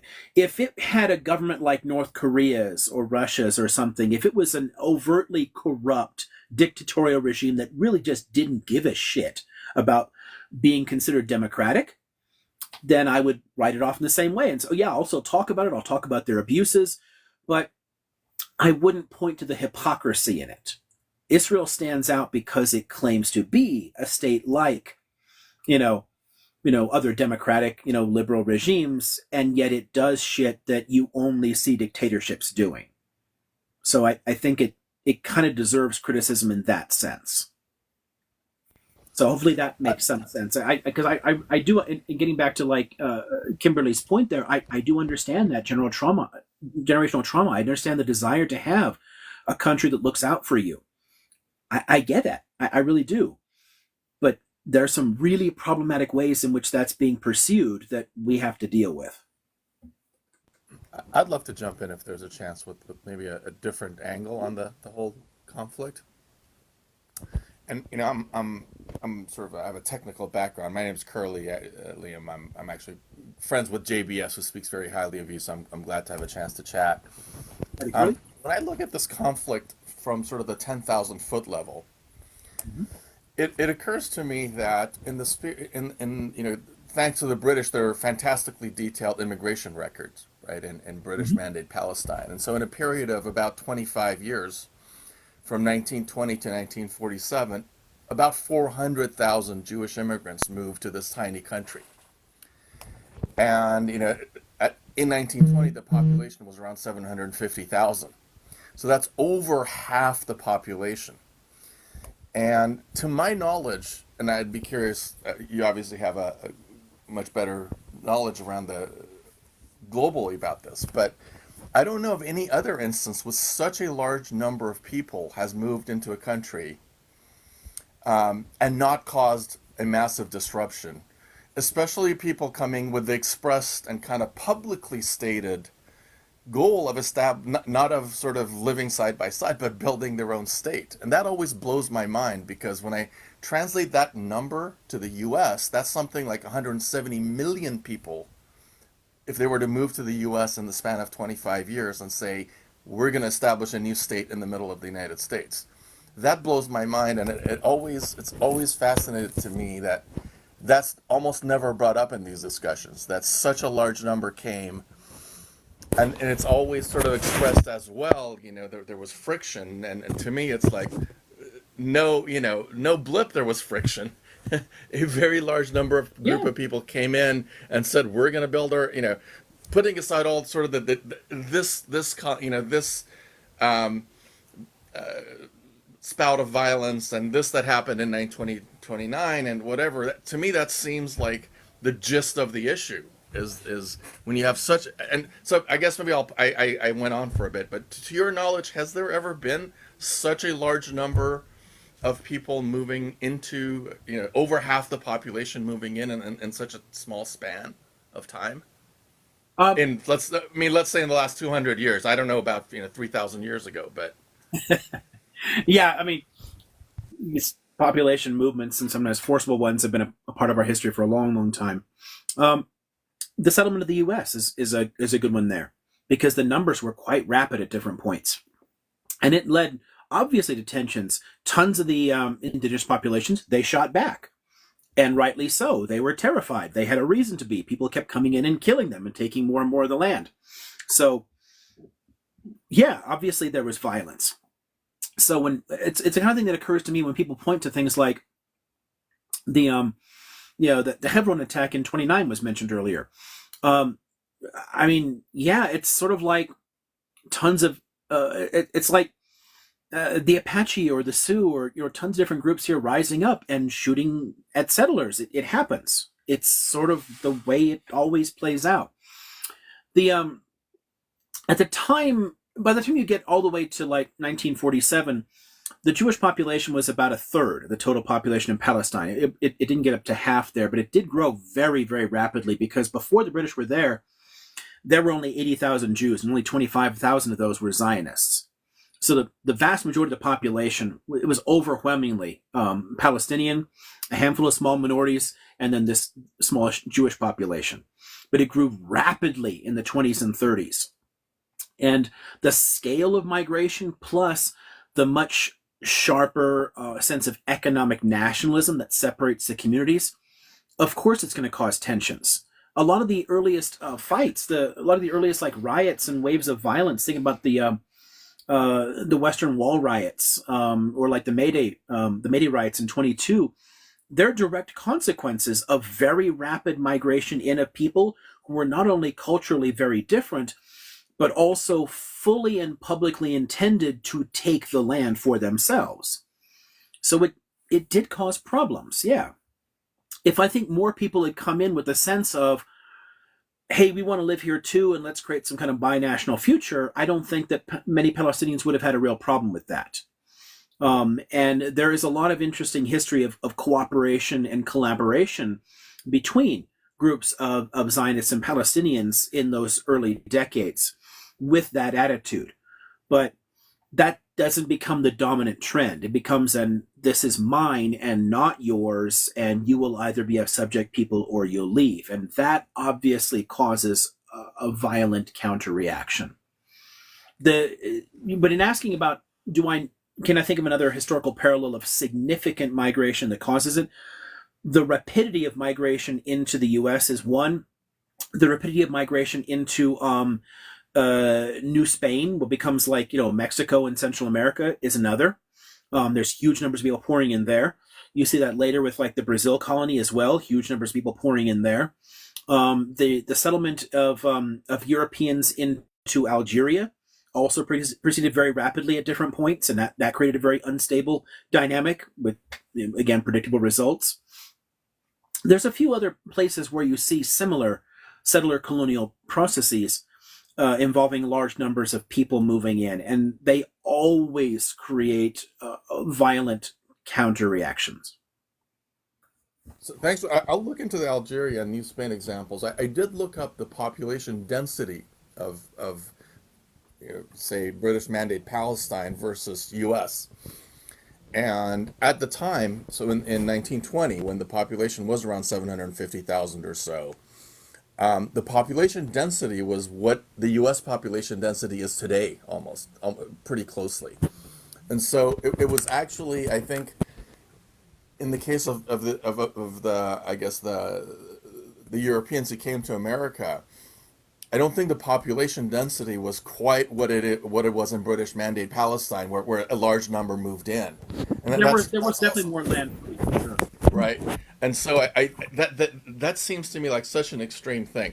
I'll ask one more question, then I'll let somebody else jump in, because I know a lot of people want to talk. Though. One quick point before we go to the question. I would point out that while the overall population density was relatively low in the earlier, not only under the British colonies in North America, but also in the early stages of the independent U.S., certain areas were much more desirable, and there was significant confrontation in those areas in order to remove those populations from it.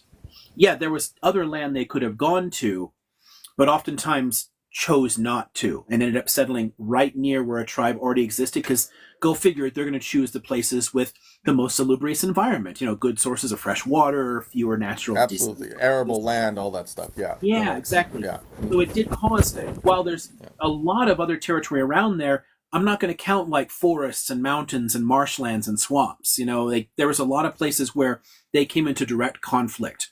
And it's a similar situation in Mandate Palestine. If you look at the total country, obviously almost no one lived in the Negev. There's relatively little genuinely good land in Israel and Palestine, and most of the population gets clustered in that area. So it does create a similarly volatile situation. And early on in settlements like Brazil and Mexico, you've got similar situations there too. A lot of Brazil was originally all jungle. I mean, they settled in a few distinct areas, and in those, when they started building up in those areas, they're inevitably coming into conflict with the peoples who lived in those areas before. Absolutely. So, I mean, yeah. the arable land, the livable land is the one that counts. I'll Yeah, ask exactly. one more question, and I'll let somebody else jump in, because I know there are a lot of people who are interested. The other thing that's always fascinated me about this conflict is how very few people, for example, have actually... Sorry, Curly, can you hear me? Sorry? I was just saying, give me 1 second. There was a comment that Should I says go? that census count was You're pointing at problematic, something. e.g. I can't tell if Yeah, you're can waiting you for not me hear to me, speak or not. Curly? Can you hear the other person speaking, though? There's another person I speaking. can't. No, I can't hear. Oh, I can just hear. Yeah. interesting. Hold on, So if Curly, I can pause. That's fine. please. Yeah, so Why don't there's I a let the comment that other person says go? the census count was problematic, e.g. British only gave 2 months to respond and many Bedouins couldn't comply. I don't know if you had a comment or some thought behind that.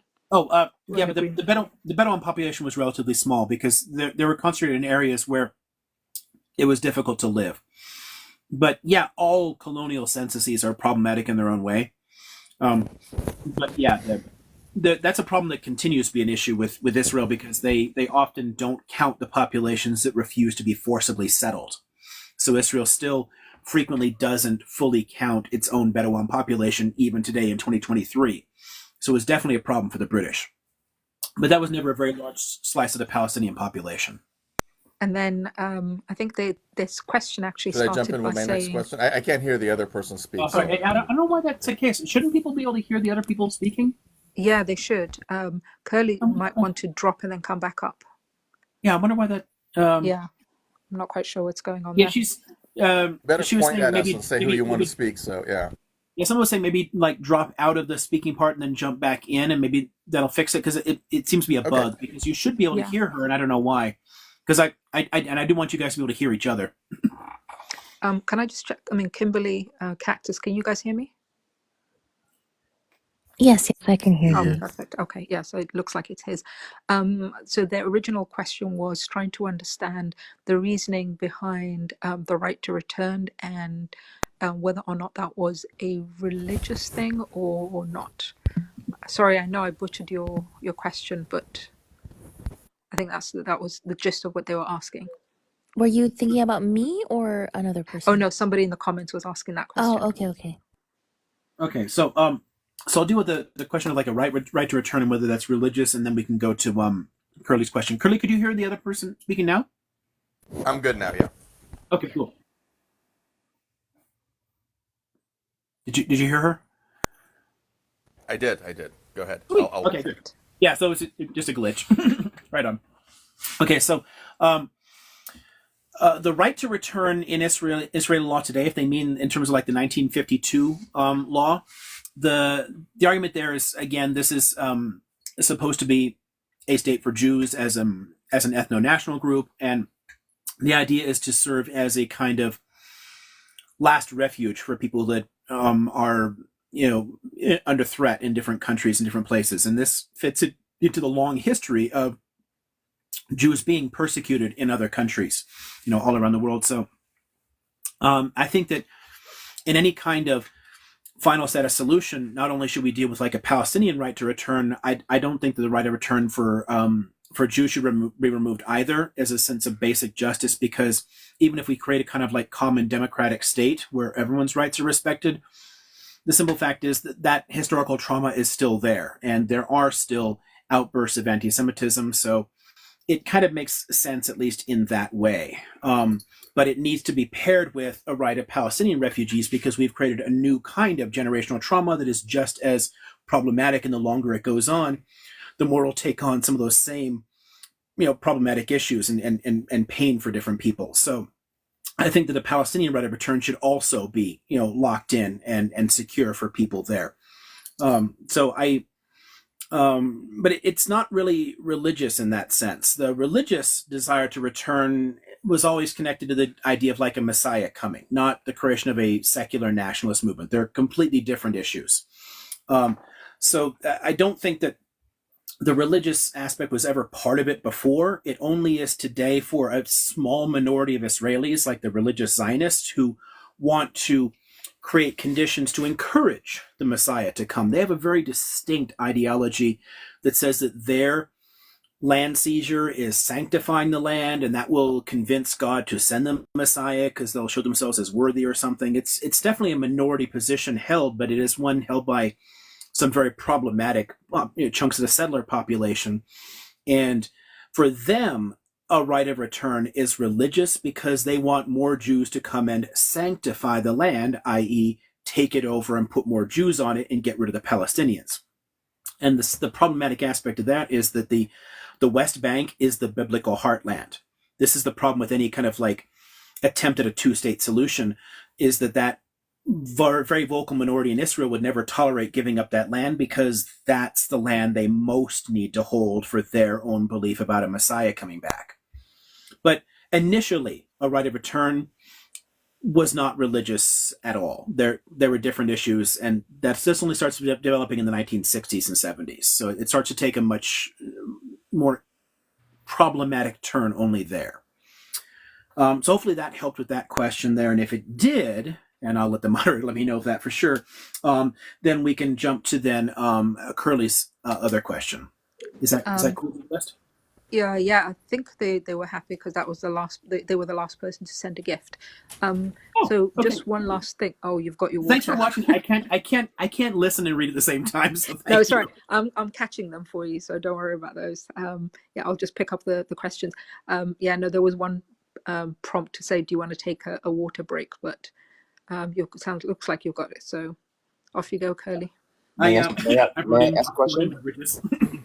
All right. So the second question I had, Liam, was around how the partition resolution was, I guess, developed, right?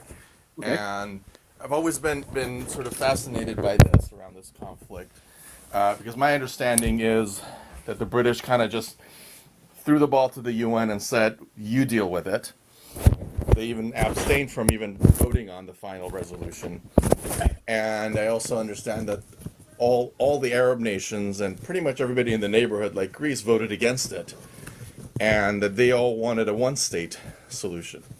So my question is, how much actual debate, room for debate was there? How much back and forth was there around what the solution should be? And was there an actual detailed plan that came from the Arab states around what this one-state solution should be, or was it more like, we're never going to accept anything that's a two-state solution? Yeah, the what the Arabs did in arguing at the time, and this was difficult because there was no good Palestinian representation, no strong delegation they could even put together or get out there, so it was left largely to other people to speak for them. But the argument from the Arab side was for a longer period of discussion. They wanted like hold on here. Let's have a talk. Let's see if we can figure out a way to make this work. And their goal would have been to haggle back and forth and possibly create something binational. If stuck with that, there was already discussions showing up in writings from their side in the 1940s that, while we have a problem with the injustice of people coming in and taking land or whatever here, they are here. Let's figure out how we can make this work, whatever. But we don't know how that would have worked. They asked for more time and they weren't given it. And I think part of the reason there is that the UN at the time was pretty small. This was a General Assembly resolution at a time when the General Assembly was really, really small because most of the world was colonized still. So you didn't have a bunch of African countries able to weigh in on things like this because they didn't exist. I mean, Ghana was the first one to become independent, and that was years after this point. What is it, 53, 54? So, yeah, Yeah. It probably wouldn't have passed in the same way that it did had this waited longer, but the countries that were most represented in the UN at the time, they they were countries with a long history of anti-Semitism and actual collaboration in the Holocaust, including the U.S. We actively collaborated in the Holocaust. We refused to stop to bomb the train tracks. IBM counting machines were used in tabulating the death tolls. All kinds of shit. Like tons of ways in which we are connected to this in the same way the European countries are. And I think there's a sense of like, oh shit, we should like throw them a bone. We should do something about this. And a Zionist solution was appealing to them because it also helped with their own problems with the far right in their countries. Because if more Jews leave to go there, then there's less chance of those movements actually rising to power on hatred of Jews in Europe. So it was basically in their interests to do this. So just a follow up. Yeah. Roughly how long did the deliberation take around that resolution 181? And then is there a good reference for reading up on that? I'd have to think what might be a best book for it because it's covered in a lot of basic histories, but in various ways. So if you hit me with like a follow and a direct message, we can chat about that. I can look through and see if I can find like a better reference that more specifically addresses what you're looking for. But the debate didn't go on very long. I don't remember exactly either, but overall, the whole process with UNSCOP only carried on for a few months, and most of that was in a committee, not actually presented for debate. They avoided any protracted debate in the General Assembly. They basically took it from, here's our committee. Our committee suggests doing this. We'll create like an Arab territory, and we'll like, I don't know, hand this over to other Arab countries or something. Because people still aren't talking about Palestinians as having their own country, but still, here's an Arab territory and here's a Jewish territory, and then just vote on this now. And the proposal to have a longer debate happened only at that point, and that just lost out. If there had been more Arab countries present in the UN, that might have made a difference, but there weren't at the time. Great, thank you. I'll definitely DM you. Thanks so much. Yeah, Can I exactly. ask a question to that, to what Curly said? Hold on a second. Let me hit the before I forget about this. I'm gonna hit the follow back so I can get the messages. Okay, cool. Yeah. What was that? Can I ask a follow-up question to what Curly just asked? And if I'm not mistaken, the Palestinians were not even a part of the negotiations about the partition plan. They They were were not. not even asked if they were okay with it. It was just done. And were the Israelis like was the people who wanted to establish Israel, were they included in the negotiation plan? They were. So it was decided for the Palestinians. Yeah, Okay. in the same basic way that the earlier proposals by the British actually had Mm-hmm. Zionist representation, but no Palestinian representation. It was always pretty one-sided in that way. One-sided. Part of that is because a lot of the world did not want to acknowledge the existence of Palestinians, and that has a lot to do with the colonial context at the time. Any group of people with a distinct local identity that is unhappy with being part of a colonial empire, there's an interest on the side of the metropoles to deny the existence of their identity.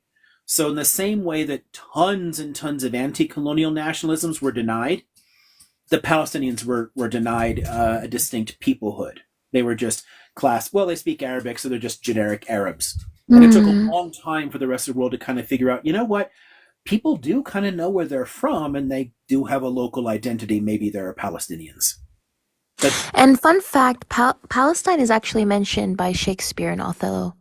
oh yeah, So it's not some new invention or creation. not at all. I mean, and it's there's obviously references to it going back to the 12th century BCE with Philistia, but it's been the main name for that region since the 2nd century, and for portions of it going back much earlier than that. But for the entire area, it's been the geographic designation for 1900 years almost. So yeah, it's mentioned in a ton of sources over long periods of time. a sense of like a distinct national, like a nationalism. Nationalisms are new in the 19th century. They didn't exist before the 19th century.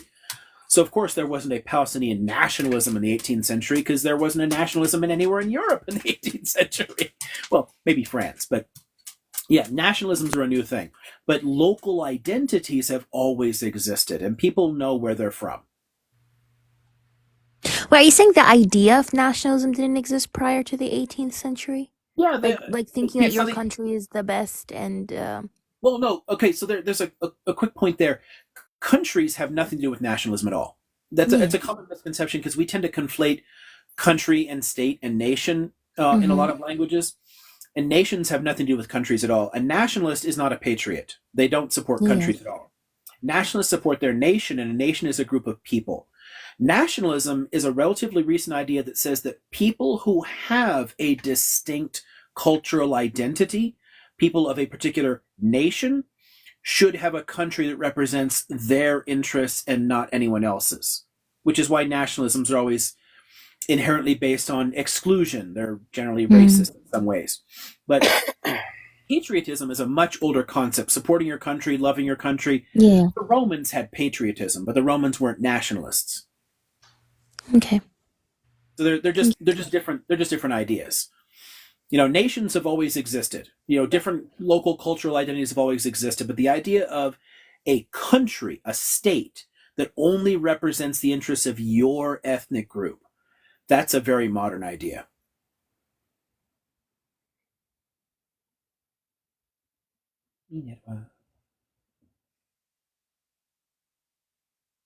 I'm assuming his battery died or something, Oh, so someone I'm sure he'll disappeared for a come second. back up.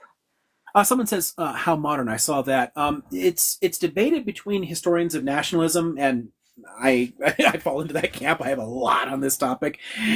Some people have argued for the U.S. I'm in the camp where I think that the French Revolution is the real beginning of true nationalism. I don't think that the American Revolutionary movement truly fits the definition, but it gets there very quickly thereafter. But I think there are a few specific policies followed by the French Revolutionary government that lay the foundations for nationalism as an ideal. So it'd be, yeah, the end of the 18th century in France would be where I'd put nationalism as in its origins, and it rapidly spreads across the 19th century. Until Nino comes back, I'm assuming his battery died. You had a question earlier on that said, Can you did you hold just a cover second? Jordan and PLO? Oh yeah, actually yeah. Let's go back to that. I'm glad you caught that. There was yeah. PLO Jordan Lebanon. Yeah. Can I quickly run to the restroom? You guys don't mind, do you? I'll uh, I'll leave the cat here to entertain you. Thanks, Kimberly. I got that. Oh, My little Roman war goddess here can run things for me while I'm gone. oh, Yeah, I got that. oh no. How Yeah, no, adorable. we do get spoilt here. There's, I think, two cats and a dog that pop in every so often. So it's always nice to have a little break. Ginger cats are the best as well. I had a black and white one, so I'm not familiar with ginger cats. Oh, yeah. No, ginger cats are like just have a mind of their own. They have a big personality, usually. Hi, Corey. If anybody else wants to ask a question that's in the chat and wants me to ask for them, let me know. Or if you want to come up and ask for yourself and have enough followers, then yeah, you can always put the request and then you can come up and ask for yourself. Did any of you guys have another question? Thank you, I can Muhammad. ask lots of questions if you want, but shouldn't I wait till That's he the comes back? benefit of this live is it's very easy to kind of ask a million questions and before you know it, it's like, oh gosh, where did the time go? But yeah, Liam's been very generous with his time. Actually, before he comes back, he always goes live on Friday evenings, and then sometimes on the Saturday, but the consistent time is always Friday evenings. And if you want to make sure that you're notified, just make sure you hit the follow. And in the meantime, while we're waiting, if you want to tap the live, it would be appreciated. Oh, Curly, Jay JBS. JBS. Yes, he was here last week, so I think he's going to be working out to do a one-on-one with Liam at some point. So that should be Yeah, I exciting. think it's like November 27th or something. They've already scheduled it. Oh, perfect. I'll throw in my question, then you can add it into the queue. I guess I'm very curious also about the role of David Ben Gurion, because he seems to be a very fascinating character in terms of constantly playing this game of what the broader Zionist movement wanted and what could be feasibly achieved. And I'd be very curious to hear Liam's thoughts on him, and if there's a good book you'd recommend on Ben Gurion. Dark Hipster, you've got enough followers. You can come up yourself, I think, and ask that one. But I'm more than happy to ask for you if you don't want to. But yes, the question was about Yeah, but Jordan and PLO. Since I walked past it and it's not in my my nationalism sections, thinking about like the origins of nationalism. Actually, I got this. Oh gosh, what is her name? A wholly different section that I came reaching, but Colley's book Britons makes the case for Britain as an early nationalist example. I think it's third at best, but The Cult of the Nation in France by David Bell makes a good case for France as the earliest modern nationalist movement. So if anybody was interested in nationalism and its origins here, that's an interesting starting point there. The Cult of the Nation in France. I have to walk past the French history section on the way back to the chair, so I thought about that. Okay, so there was a question on PLO and Jordan or something. Yes, but you also have somebody waiting in requests that you might want to let up. I'll do that. Okay, go ahead. Unfortunately, I don't remember the full details, but I think they said, could you explain Jordan and the PLO? Does any of that? Yeah, I saw the word Lebanon in there as well. So if I'm guessing where they were going with it, it's the way that the different Palestinian movements organized the people in the refugee camps and created like a state within a state, which inherently destabilizes the claims of nation states in those areas. And both Jordan and Lebanon were very fragile polities. They were very fragile nation states. So a distinct nationalist movement within their territory that also is like armed ended up being sort of problematic for them. Jordan was a much bigger problem because a majority of Jordan's population was actually of Palestinian origin. And that when the different Palestinian militant groups started organizing those groups, and some of them began proposing, hey, why don't we just like take over Jordan and use it as the beginning of a fight for Palestine, because we would then have national recognition. That kind of scared the Hashemite monarchy that was, struggling to hold on to power, and of course, propped up by Britain and later the U.S. as a useful tool in the area. But the key there ends up being a series of escalating problems with the Popular Front and its hijackings. They would take over planes, force them to land, hold people for hold the plane and the people on board for ransom to raise money for their militant activities. Of course, the Israelis wouldn't pay the ransom, so they would force the king in Jordan to pay the ransom. That was getting increasingly problematic for him, and there was a last straw came when he was forced to pay a ransom to release these El Al jets, and then the Popular Front blew up the jets anyway. So he would obviously have to compensate the Israelis for the loss of their planes as well. So he's like, "Fuck this," and sent the army in. So the Jordanian army versus the PLO and Popular Front that's Black September as an event, and it's essentially a civil war inside Jordan. The outcome of that was to chase the PLO leadership out of Jordan entirely, and they ended up in Lebanon. Once in Lebanon, they started doing exactly the same thing, organizing the Palestinians. So in the refugee camps around the Beirut area and across the south, they started organizing those. And the problem in Lebanon is that you already had a very, very complex confessional state where the Catholic minority was determined to hold on to power at all costs. And their fear was there was a growing, it's called the Lebanese National Movement. Its founder, I think, was a Druze man, but you started attracting tons of like Sunnis and Shias and Orthodox and people from different, sects were kind of crossing lines and joining the Lebanese National Movement, whose goal was to turn Lebanon into a normal democracy. The constitutional structure that they were left with with French help created what we call a confessional state, where representation was based upon your your religion's share in the total population in a 1932 census that was already problematic because it was colonial era, and it left the presidency permanently in the hands of the Maronite Catholics. And a lot of people were very upset about this because they were not the largest faction in the population. They wanted a normal democracy.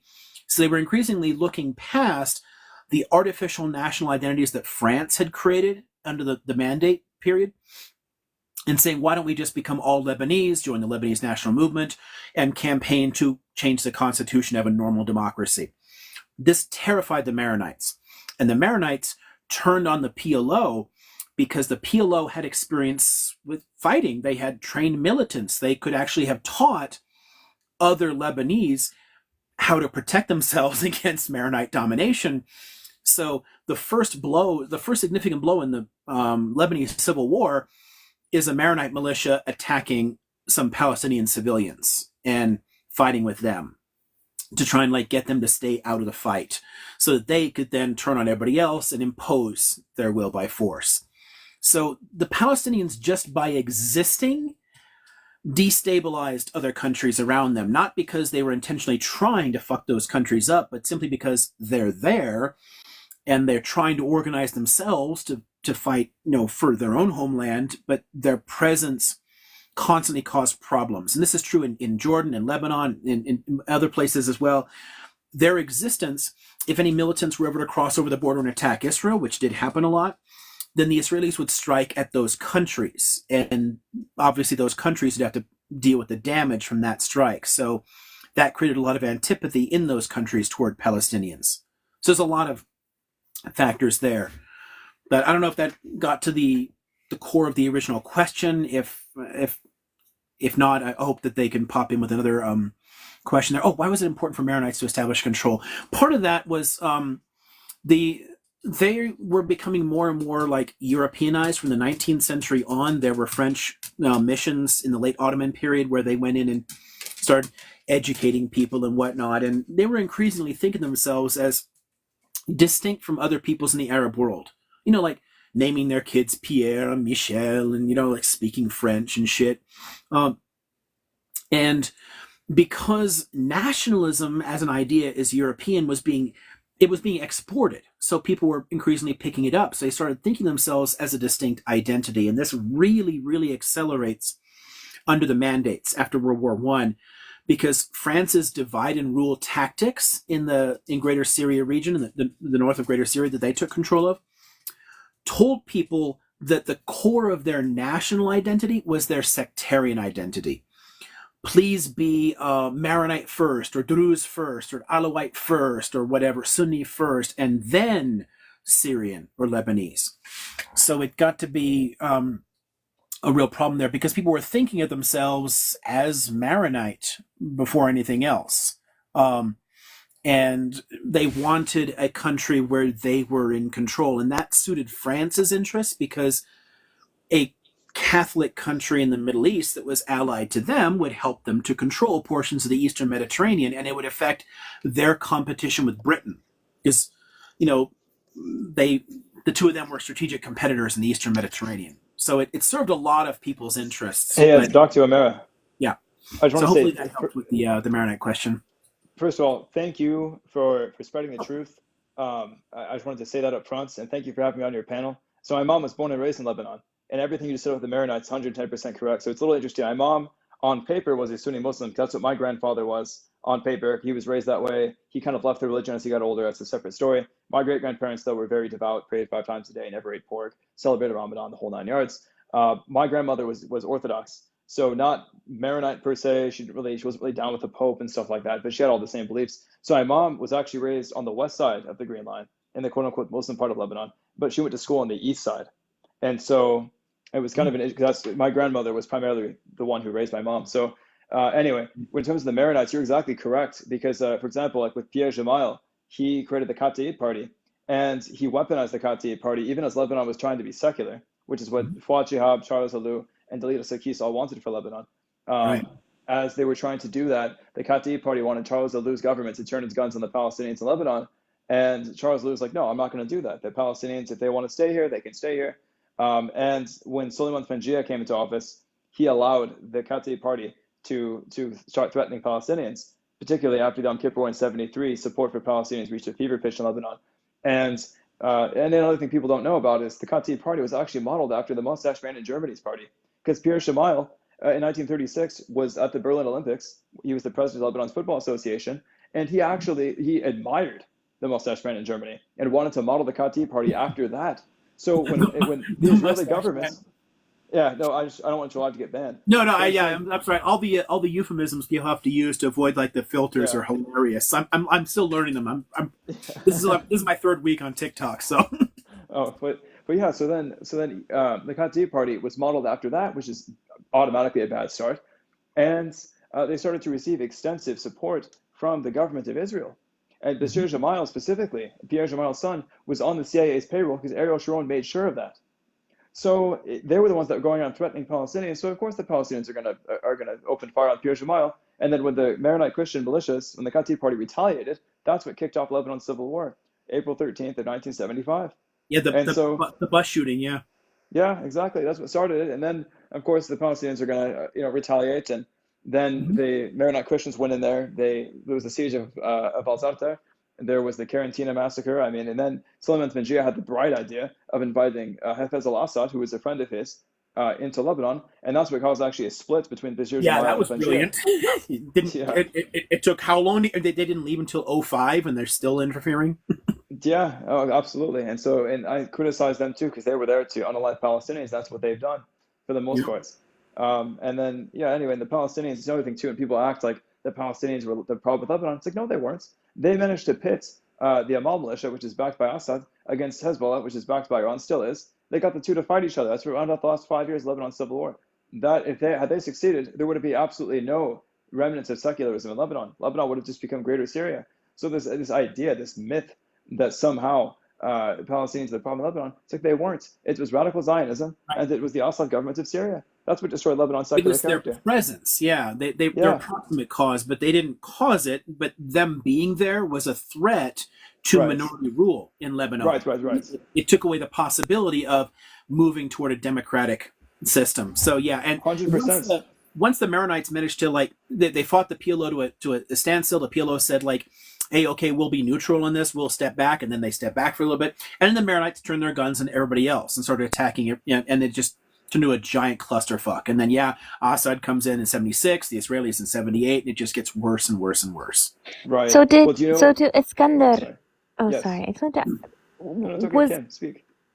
I've literally never heard Iskandar talk this much, and I'm just like I've never heard him be this excited. He's usually just silently like there in boxes, so that's actually very nice that you're talking and explaining this and being very passionate, I think, about this. But is all that you mentioned also, is that what escalated to like the Sabra and Shatila massacre that Yes, I was happened? just getting to that. I was just Oh, getting to okay. that. 100% Kim, this is why I love you, Kim. That's exactly where I was going with this. So the point that I'm making is that yes, Bashir Gemayel, what happened there is Bashir Gemayel, first of all, I want to talk about how he even massacred other Christian militias. So he came after Camille Shamoun, for example, because what happened is that to punish Suleiman Fanjia for inviting Assad into Syria, what happened was Bashir Gemayel ordered the unaliving of Suleiman Fanjia's son, daughter-in-law, and granddaughter, who was only, I think, 2 or 3 years old. So it was just a little toddler that he unalived to punish Fanjia. So Fanjia became a total, full-blown supporter of Assad, which is kind of obvious as to why. And when Camille Shamoun, the former president of Lebanon, criticized that and said, how dare you, we should not be unaliving children, that's when, in the Sana massacre of 1980, Bashir Gemayel's militia unalived, like, I think, 80 or so people of the Tiger militia, which was following Camille Shamoun. And so the Bashir Gemayel silenced even Christian opposition to his rule. and that he campaigned for president in 1982. He won the election controversially, and then as Elias Sarkis was still in office, trying to keep Lebanon secular, which is because he served under the administrations of Charles Alou and Fuad Shihab, he wanted to keep Lebanon secular. He and Yasser Arafat appealed to the United States and said, U.S., can you please help us? That's why the multinational peacekeeping force was sent into Lebanon. And the goal was to evacuate the Palestinians, the Yasser Arafat and the PLO specifically. That happened from August 25th of 1982 to September 10th of 1982. Palestinians had no issue with Marines. They actually had a great relationship with them. They even protected Marines in 1976 during Operation Fluid Drive to evacuate civilians and tourists and people that weren't part of Lebanon at all. People who were evacuating as the war was breaking out. And so the Marines came in, Yasser Arafat and the PLO laid down their arms, they evacuated peacefully, they relocated their headquarters to Tunisia. But then on the 14th of September, so only 4 days after the Marines left, a guy named Abib Shartouni, who was an Assad supporter, unalived Bashir Gemayel. And Ariel Sharon was like, oh no, my friend has just been unalived. So he blamed it on the Palestinians when they had nothing to do with it. And he ordered the IDF to surround the Saab and Shatila camps. And he sent in a bunch of Gemayel's followers into those camps to round up and execute approximately 3,000 Palestinian civilians, most of which were women and children. It was awful. My mother lived a mile up the road from those camps and remembers the smell of blood from not far away, all the rotting corpses and everything of small children, pregnant women even. And so it was terrible. And then when Marines had to come back to Lebanon after that, on September 29th of 82, they almost came to blows with the IDF on several occasions. And the Israeli government, by the way, tries to silence generals, for example, who speak out about this. There's it's called JINSA, is the Jewish Israeli Security for the United States, something like that, some interest group where they recruit generals that are about to retire, and they invite them to Israel and have them meet with Israeli defense officials. And then a lot of these generals, like General Joseph Dunford, later go and work for the boards of Lockheed Martin, and Lockheed Martin has extensive business interests within Israel. So that's why it was very notable when General Robert Barrow, on active duty, wrote a letter, a scathing letter denouncing the IDF because the Marines were standing up for Palestinian civilians in Lebanon and they were getting harassed by the IDF as a result. And then when they got bombed on October 23rd of 1983 by Iran, it was ironically Israel that was funneling weapons to the Khomeini government. So was Reagan. So they were also part of the Iran-Contra scandal too. Yeah, it gets really kind of complicated when we start bringing in all the international dimensions in it. It's a really good it's a very fair summary of it in terms of, and a lot of people forget that it was important that the PLO leadership be evacuated before this could happen, because you're losing then a bunch of the militants who actually could have protected the camps. And then, IDF has surrounded it. It is the internationally recognized occupier in the Beirut region because their troops are on the ground. So they have a responsibility to protect civilians. Instead, what they do is for 2 nights and a day. So it starts in a night, goes all through the next day, and then another night. They're shooting flares up at night. They're watching the whole time as these phalangists are walking down the streets, lining people up against walls and just shooting them. And soldiers begin complaining. They begin calling in like, hey, we're seeing a massacre. What's going on here? What should we do about this? And the command on the Israeli side keeps saying, it's okay, thanks for letting me know, and then does nothing at all. And it carries on until a journalist begins asking questions, and you get questions moving up the food chain with like, maybe this story will get out. Maybe this will be a problem for us. And that's when Israeli officers arrive and stop the shooting and send everybody back into it. But while this is going on, I mean, there's just horrifying shit. They told Palestinians all to come out, like everyone come out, and they were taking them off to basically like improvised concentration camps and like, football pitches or whatever. And they were like cutting off fingers and shit and putting eyeballs in formaldehyde and really horrifying shit. Of course, people knew about atrocities, so they were afraid. So a lot of people they hid. But the Phalangist position was anybody who stays in the camps is a supporter of the PLO. Anyone who doesn't obey the order to come out is a militant, so we're going to shoot them. And it doesn't matter if it's like a 5-year-old little girl, they're going to shoot them. So it's just an excuse to carry out an atrocity in revenge for the killing of Bashir. It's just an extremely fucked up situation. And the Israelis actually had to investigate because they were, for the first time, and this is an interesting story within Israel itself, there was always a tremendous amount of solidarity around the IDF. People had believed all the propaganda about them being threatened, and people supported support the troops. So like the same kind of shit that happens in tons of countries. But for the first time, it's like the Lebanon War serves a similar function in Israeli history like the Vietnam War in the U.S., where you actually had veteran soldiers saying, "Hey, we're doing some really fucked up shit. There's some bad stuff happening here. We should do something about this." And it really starts to break some of that solidarity around the IDF. It's created like fault lines that exist all the way to the present. And they actually had to do an investigation. The punishments were pathetic, though. So Menachem Begin had to resign, which the whole point of the Lebanon War, the point of going in 82, was actually chase out the PLO so they could annex the West Bank outright, because there'd be no one to protect the Palestinians. So that ultimately fails, and that objective collapses. Begin, has to resign in disgrace over this. But Ariel Sharon, who was defense minister, was just told, okay, you can't be in government for a few years. It's like a slap on the wrist. The dude was later prime minister. And a lot of people leave this out entirely when they look at the Second Intifada. When he's campaigning to be prime minister in 99, he's deliberately carrying out a lot of stunts that are going to inflame memories among Palestinians of the fact that he oversaw the Sabra and Shatila massacres. So when he goes up onto the Haram al-Sharif and with soldiers and whatnot, people freak the hell out, and rightly so. They were afraid. This is a person who is guilty of atrocities against Palestinians, and Israelis ended up voting him in as prime minister. So yeah, it's not surprising that there was a lot of violence in reaction to that. Whenever I try to caution people, whenever there's outbreaks of of terror or violence, resistance, whatever, however you want to classify these things, whenever these things happen, always look for the costs of the causes. Like what's driving it? Why do people do it? Because the media and governments have a tendency to say, look, they're just irrational, awful people. They just want to kill people. I just hate them. There's always a reason that it's happening. These things are political. So yeah. Let me ask you a question, Professor. That break from politics, for lack of a better term, that you mentioned with Sharon from Sabra and Shatila until the early 2000s when he was elected prime minister, and correct me if I'm wrong, but wasn't it during his tenure, wasn't it during his time as prime minister that I believe it was survivors of Sabra and Shatila, I believe it was in a Belgian court, tried to hold him accountable for his actions as defense minister, and they were basically told that they had no standing in that Belgian court? Yeah, and some of this gets to the fact that international law is mostly just a convention. It doesn't really exist.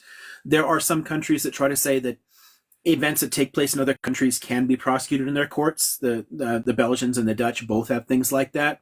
But there's always power politics play a part in that. You can't hold powerful people in powerful countries accountable for their crimes. So yeah, people were pushed away. And part of the justification they used in cases like that is that there actually was a proceeding in Israel, and the Knesset did go through this kind of crap, and they had sanctioned him at the time, and they're like, okay, so it's a done deal. We don't need to look at this. Yeah, and I came up to actually ask you another question. We've seen. Yeah. You do, if you don't mind. I don't know if she's still there. Yes, Kimberly? hi. Thank you very much, Blessed. I wanted to ask you, when you were talking about the atrocities being committed at the camp with regards to like eyeballs being put into certain substance, who was doing that again to who? I kind of like. The Maronite militias, you phalangists and tigers, the Catholic militias were well known for carrying out atrocities. I mean, they were carving crosses into people's chests and all kinds of horrifying shit. And I actually, in some of my, I've spoken to a lot of terrifying people in some of my research into extremism, and I've actually spoken to some former, Maronite militiamen who are still proud of doing shit like that to people. This is one of the. I mean, nationalism can be a fucking disease. It gets into your head and it's really hard to get out. And they still are happy about doing shit like that. But yeah, it's phalangists who are doing things like that. And they were doing that to Palestinians at camps, or? Yes, they were doing it to them in the camp. So Kim, so just to give you some insight, so my mom, like I said, she lived through this. My mom Yeah. was, well, she was 13 years old when this happened. So, yeah, she had just turned 13. So what I'm saying is that, yeah, Bashir Jamal was like the guy. Like there was just no Mm-hmm. questioning him. He was like a mob boss or like a gang leader. I mean, it was like if you questioned him, like that's it. Like he would find out where you lived, and his guys would come by and they'd blow up your entire house. Like this, I mean, it was basically like that. It was like living in the hood with like a gang leader that like would roam the Mm-hmm. streets. And so you'd basically, like I said, if you questioned him or challenged anything he did, if you like waved the Palestinian flag, or even if you were a Christian but you criticized what he did, so like Palestinian Christians, for example, he had no qualms with slaughtering them. And Well, Orthodox so, Christians too, who are generally yeah, politically agnostic. right. And so, like, even my grandmother, who was East Orthodox, I mean, he didn't Mm-hmm. typically target East Orthodox people, but they had to like make a decision. It's like, well, wait a second. Okay, fine, don't follow the Pope. But the Whose side are question you is, on? do you, yeah, which side are you on? Do you sympathize with them? You better not. And then, that was like, I mean, that was pretty much what happened. And he was, again, supported heavily by Israel. He was a staunch Yeah. ally of Israel. I mean, they supported him. They gave him weapons. The Ariel Sharon even appealed to the Reagan administration and said, hey, absolutely give him weapons. And I mean, there were this, I forget who the CIA director was at the time, but he allegedly was like, this guy is crazy. We shouldn't. Then the Reagan's like, oh no, but Israel requested this. We can't turn against Israel. So it was like an extension of Israel, basically. I mean, again, that's allegedly what happened. Yeah, But the sort point of. that I I'm mean, making is, Reagan did a lot of fucked up shit there, but actually there was yeah, criticism at high levels within the Reagan administration all along. right. They were frequently forced by Congress. I mean, Mm. actually, in the wake, and this is a sad, sad point for Americans in the chat. After Sabra and Shatila happened, and after the press had talked about this, and after we knew all these people are killed, Congress voted to increase the amount of money and weapons that we give to Israel every year. Yep. And the Reagan administration fought it. They tried to stop it. I don't like Reagan in any possible way. The guy did a ton of really horrifying shit. But George Shultz, actually fought back against it. Reagan opposed it, but eventually, like, Congress won in that. And that it's the direction that the U.S. electorate was going, particularly on the right, for a long Well, time. Reagan, Support for what Israel. happened though is H.W. Bush was actually the one. Say what you will about the Bush family. Maybe this is like a blind squirrel finding an acorn. But H.W. Bush was actually very opposed. Yeah, as president, he actually withheld a $10 billion loan to Israel. So he was that voice because part of the reason Yeah, Reagan put him he on was the the ticket, last one to actually threaten to sanction Israel too. The last right? one, and But he learned his lesson. Reagan ended up requesting aid because he did ban cluster bomb munitions being sent to Israel. However, he still continued to, like in 1985, for example, to increase the amount of money that he was willing to give them. He even allowed them to help build a nuclear program. And in 1986, Mordecai Vanunu, I would highly recommend looking him up. He The nuclear criticized that whole program way program. predates that, though. That's Right, that's more from the French than anything else. right. But I'm saying the U.S. contributed to that as well. But we And I'm we saying, did covertly, yeah, we turned a blind eye to a lot of it and covertly supported it. Yeah, again, I'm not defending Reagan here in any no, possible I way. understand. Yeah. I'm Mm-hmm. saying Congress played a significant part in a lot of Oh, they this, did. Yeah, and they did. it's more the direction that our politics was trending for a long time, and they get caught up in a lot of that bullshit. Well, And let if me I'm not ask you. mistaken, Iskandar, I'm so sorry. I'm so sorry. I'm gonna mute myself because I've been asking so many questions. But it's yeah. I have a lot of questions. Like I have a lot of conversation with my mentor about this because he's also the dean of my department. So I think I'm kind of like got used to like asking a lot of questions about this as well. But Iskandar, so are you saying that the Maronite kind of like fighters led to the Sabra and Shatila, or were they the ones who did the Sabra Shatila massacre? So Ariel Sharon had, like, this is according to the Kahan Commission, which the Israeli government, because like there were massive protests to this after it happened. So the Israeli government Mm-hmm. actually investigated Sharon.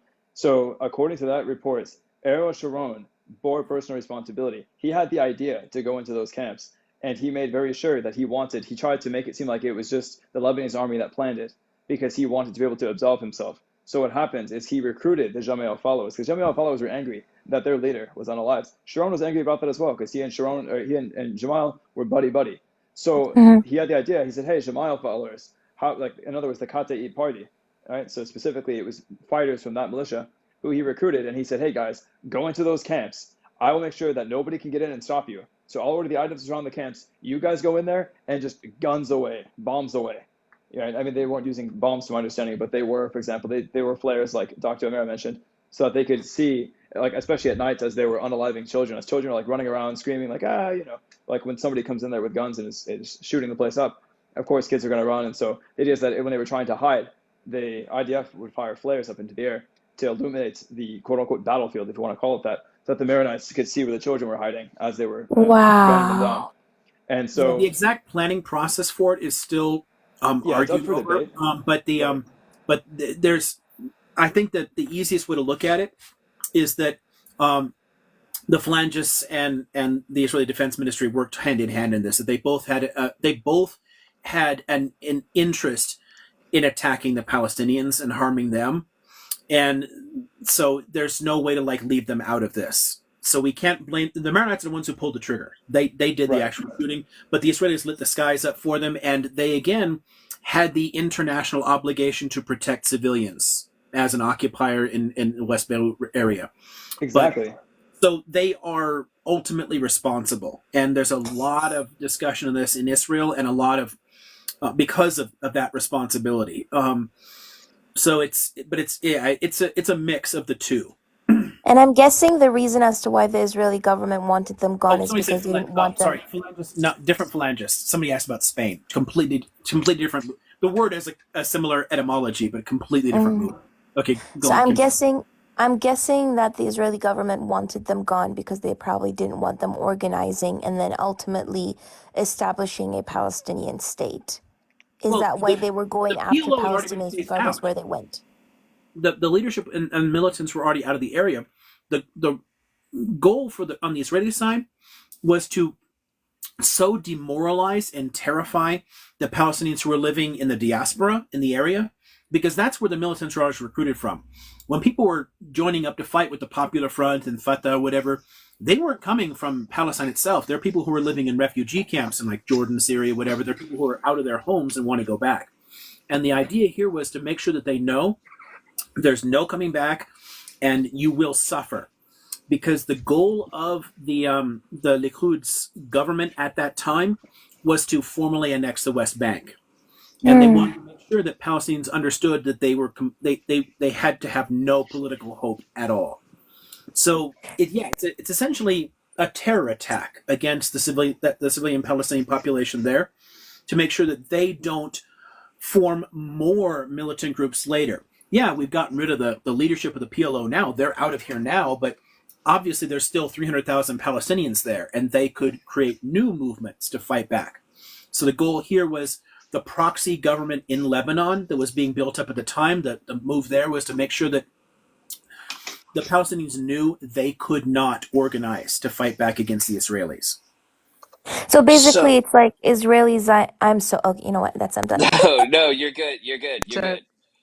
you No, it's sure? okay, Kim. Basically, think of it this way. So, like I said, my mom was there. So what happened was this: the IDF surrounded the camps because they wanted to, one, hide what the Maronite Christian militias were doing, but two, they wanted to make sure that nobody could go in there and try to help them or like stop what was going on. Because again, the reason Arafat agreed to have the multinational force in there was because there was the promise that, okay, if we evacuate, it's like what Dr. O'Mara was saying. The idea was that, okay, protect the civilians. And so, but the Reagan administration gave the orders. He's like, hey, you guys are going to go in there, evacuate the PLO. And the idea was that that would lead to Israel withdrawing, to Assad withdrawing, to the Maronite Christians laying down their arms, Lebanon would go back to being peaceful. That was the thought process, but it was erroneous. Because when the when they all left, right, when they left, all the armed Palestinians leave Lebanon, the Marines oversaw it. The Marines withdrew as well, following the orders of Reagan. And then that Ariel Sharon exploited that because, again, as Basir Jamal was unalived, Ariel Sharon exploited that opportunity to blame Palestinians. They had nothing to do with it. And it was a false flag operation. But beyond that, what I'm saying is they surrounded those camps. And all I remember is hearing like all the gunshots and everything and the fire and everything, and like seeing like flashes and seeing like cluster bombs go up in the air, seeing flares up in the air.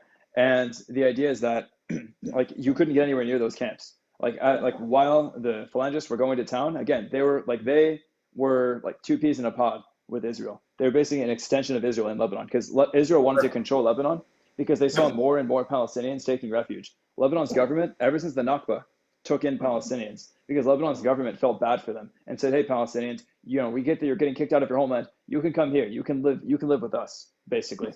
But They still Palestinians didn't treat started them to very form. well, though. I mean, the Yeah, laws excluded them from tons of professions. I mean, there were tons of issues, but they did allow them right. to live there. Yes. Right, yeah, exactly. There was discrimination because there were still those Maronites who were like, well, these Palestinians are slovenly, ugly people, right? Like the Israelis, for example, they were part of Lebanon too. So they were there, and it's like what Dr. Mero said, nationalism was like a disease. But again, so those forces were always very much in Lebanon. Fuad Shehab was under some controversy because when he was the president from 1952, or no, there was from uh, 58 to 64. The presidential terms in Lebanon were 6 years. He did not let the Palestinians have weapons in the camps. He didn't allow them to like politically organize in the camps and like start protesting and stuff because he feared, because he was a military man. His fear was that Israel would invade and would essentially like bombard the living crap out of Lebanon. And he ended Right. up being right. But because Charles Alou was like, well, we can't treat them like this. We need to let them, leave the camps and fight for their homeland. That was controversial because you have the Maronites, like I said, Pierre Gemayel, who were like, no, we just turn our guns on them and kick them out. They're just going to get us into war. We don't belong. They don't belong here. Right. They don't comport with our values, etc. And Charles Alou said, no, no, no, we should not treat them like this. These people are not our enemy. They're following the law. They're being peaceful. They're not harming us. So that was The the same situation debate. you had in Jordan. There were Yeah, factions that supported them being there and factions that opposed them being there, and a lot of it had to do with the fact that any attack across the border into Israel led to reprisals where the Israelis struck back at the countries, and none of these countries want to deal with that shit.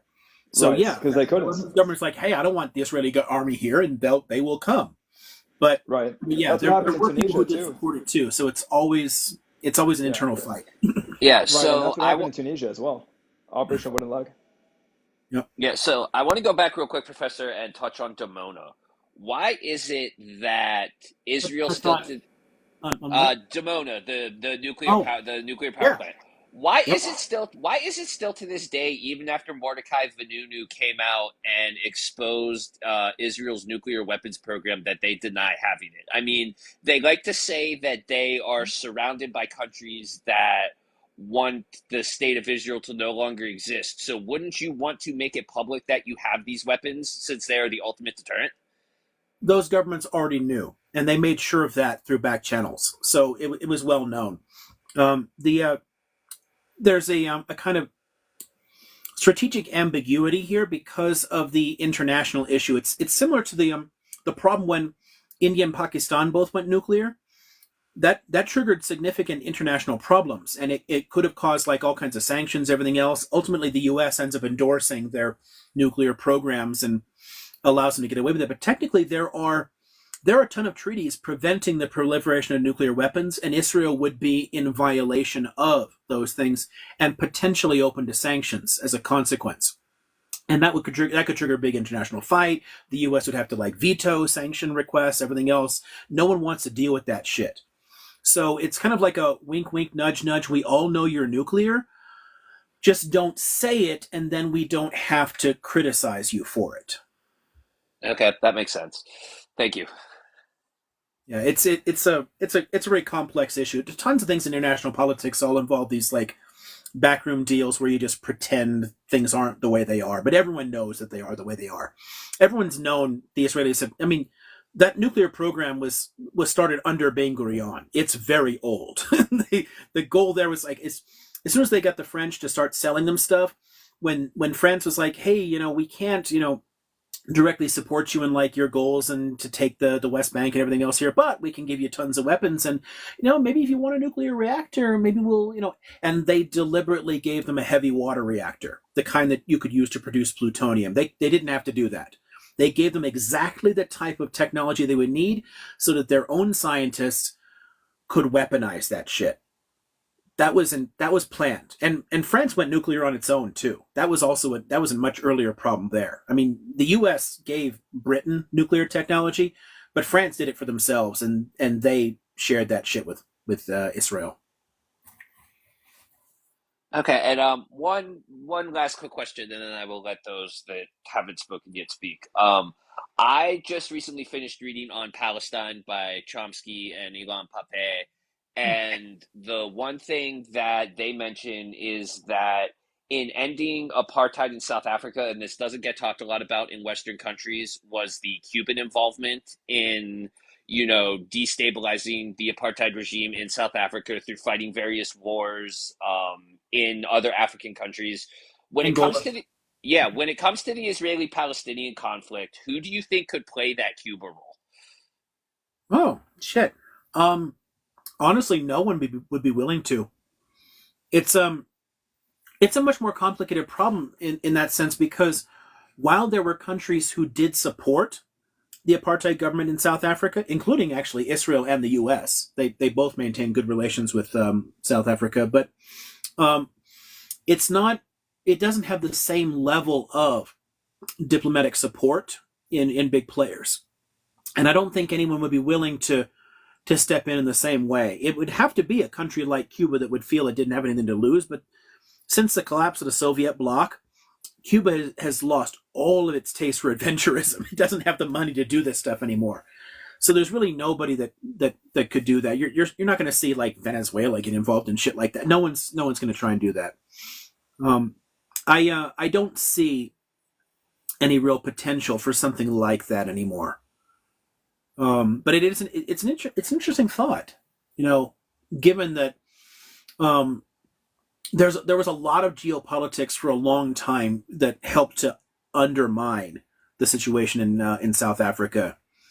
Um, but yeah, I don't see anything like that in the. That's one of the problems ultimately in terms of getting to peace. I used to be God, when I was younger, I was a lot more optimistic about this. I used to think, hey, you know, if we can just get people to think, like, why can't we all just get along and let's be friends? And I supported tons of like the peace groups inside Israel that wanted to reach out to Palestinians, and maybe there could be a cultural change and people could learn to kind of get past the more extreme nationalism, find a way to get together.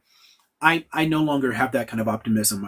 It's been beaten out of me by fight after fight after fight, and at this point, I think that it would have to be pressed on them. Something would have to be there. Would some kind of international pressure would be necessary to change the situation. And the problem there is that until the situation changes in the U.S. in the U.S. U.S. domestic politics, I don't think any international player would risk it because the U.S. because of the rise of Christian Zionism among the evangelical base is so committed to the existence of Israel in exactly the situation they want them to destroy the Dome of the Rock. They want to build a temple. Christian Zionists need a religious state in Israel so they can trigger their apocalyptic war. And that is an underlying factor in American support for Israel. And until that changes, I don't think any international player would risk it. Just look at the fact that we sent 2 carrier groups into the area. Just in case. Like, no country would get involved. There's no way in fuck the Syrians would get involved in what's going on. No one's going to get involved in this. Iran's not going to get involved in this. They might talk a big talk. They're never going to attack Israel. They know what it could cost them. And we would intervene if a bigger power like Iran got involved.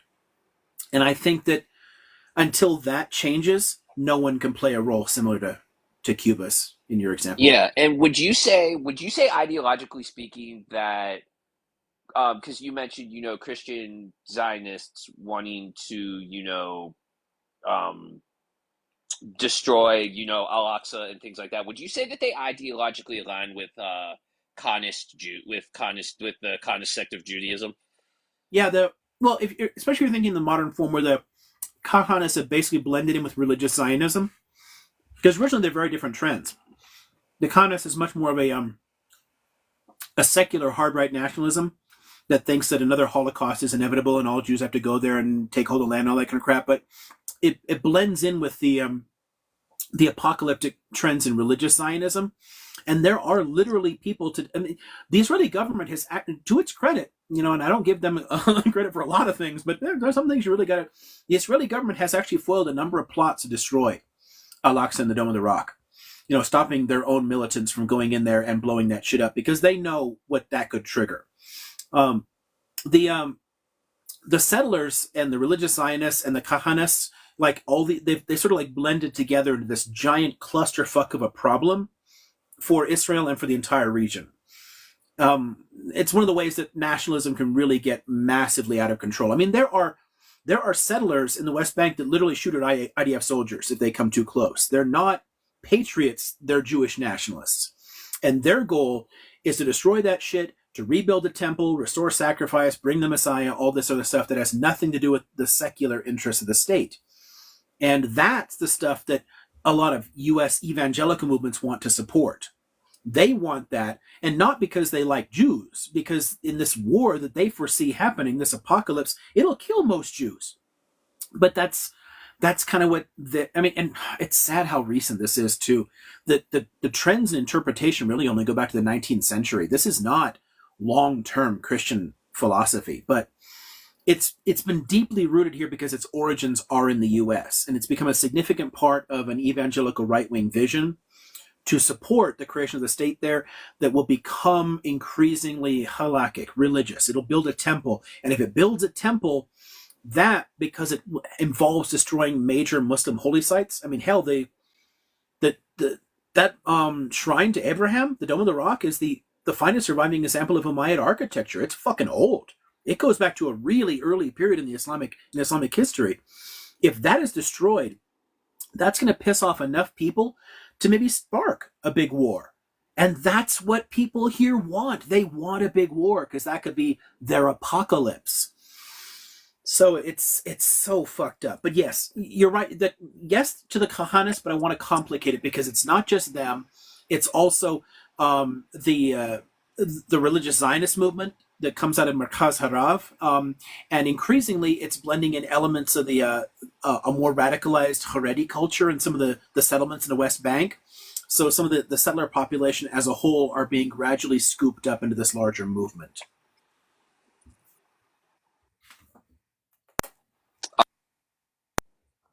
Hey, it's Lisa. Hello. Should I call you Dr. Amara? Is that what you prefer? You can call me Liam, Doctor, hey asshole. I'm very informal. Okay. I think it's hard to be on this panel and you get immersed in what you're saying, and then it's hard to like come back to your question. But I have a couple questions. So there are a few things I've been thinking about a lot recently. One of them, and I come from sort of like one of my obsessions is psychology. So like just figuring out like why people do certain things, especially in religion.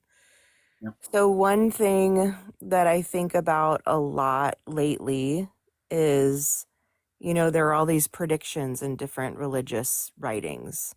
And people feel really strongly this is what's going to happen. And you just mentioned that with the Christian Zionists, this apocalypse. And so I guess I don't know exactly what my particular question is. I just, I know that you've studied a lot of different religions. And so I think I'm just interested in the history, like where does this come from? The prediction, this strong, I just like want to know, because honestly, it kind of freaks me out. Like Right. it kind of freaks me out when people feel so strongly this is going to happen, and then they start, like someone had mentioned, for instance, like the 6-Day War was actually like a 5-day war, but it was written so many times in the Torah, I think, this number of 6.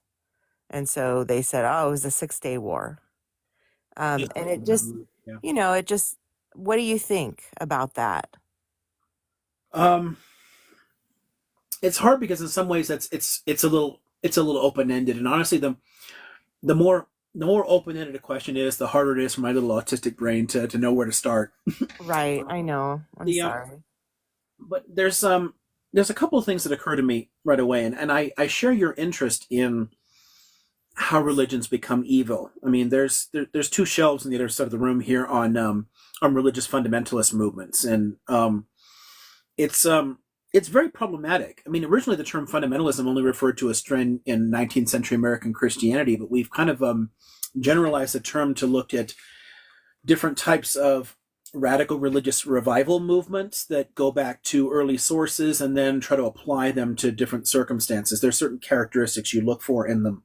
And they can be, one thing that's interesting about a lot of them is they're all distinctly modern. the responses to contemporary problems. People often think of fundamentalist movements as some attempt to like roll back into the past, to go back to the way things were. And it's really never the case. You go back to early religious sources, but it's always a matter of applying them to a specific problematic that you have. And it's interesting how many of them get tied up in political issues too. This happens a lot in anti-colonial struggles. In an attempt to find a unifying ideology that can bring people together and get to the fight back against a foreign oppressor, people will lean on some aspect of their shared past. And religion is useful for that. So like in the Maji Maji uprising, the Boxers, the Mahdists in Sudan, there's just tons of examples of this where Abdul Qadir coming out of a Sufi movement in Algeria. There's tons of places where you bring religion into it. And the problem here is when religion and power get mixed up, it's always problematic. And this is something that's not unique to the contemporary world.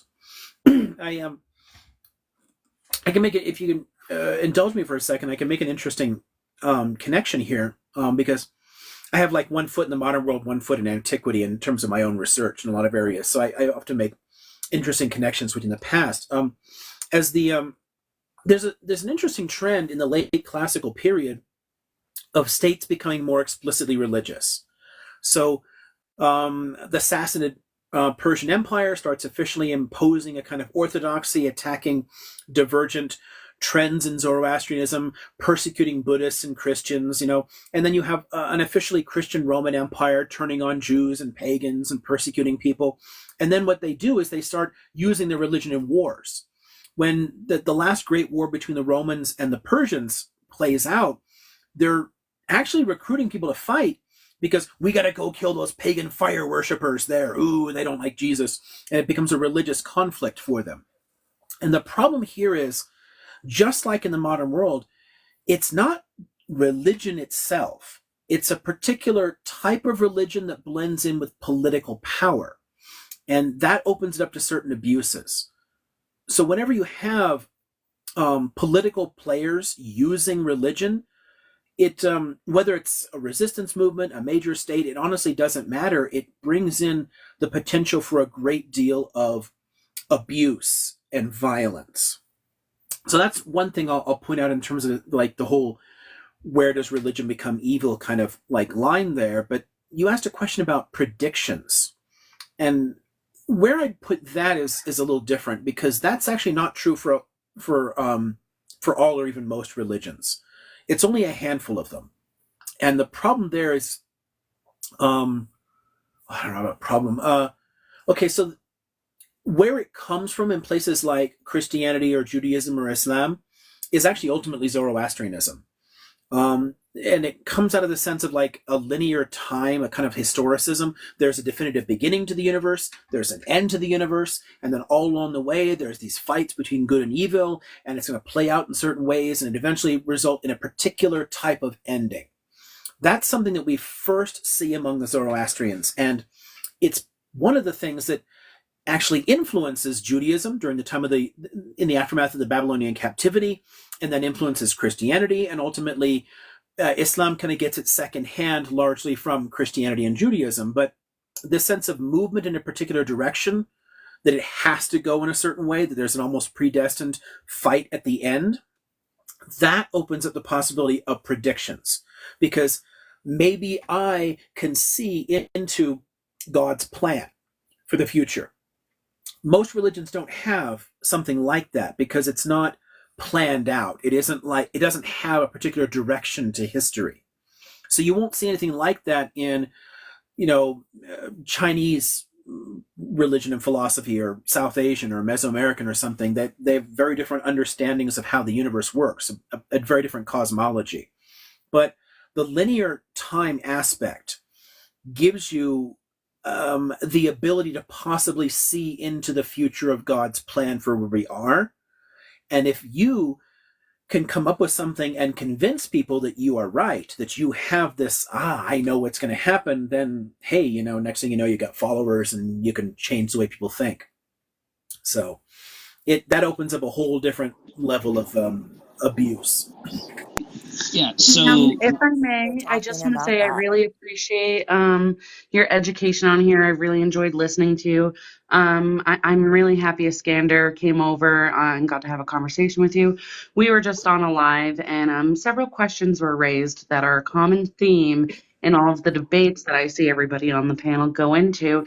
And I think the three most common ones that I would really like to hear your response or rebuttal to, as somebody so well versed, is the first one I hear is this is not considered a geno. The second one I hear is Palestine it does not exist, has never exist. And then the third one I hear is Palestinians are not indigenous to the land. Okay, so I gotta make little notes here because I have a great long-term memory and a terrible short-term memory.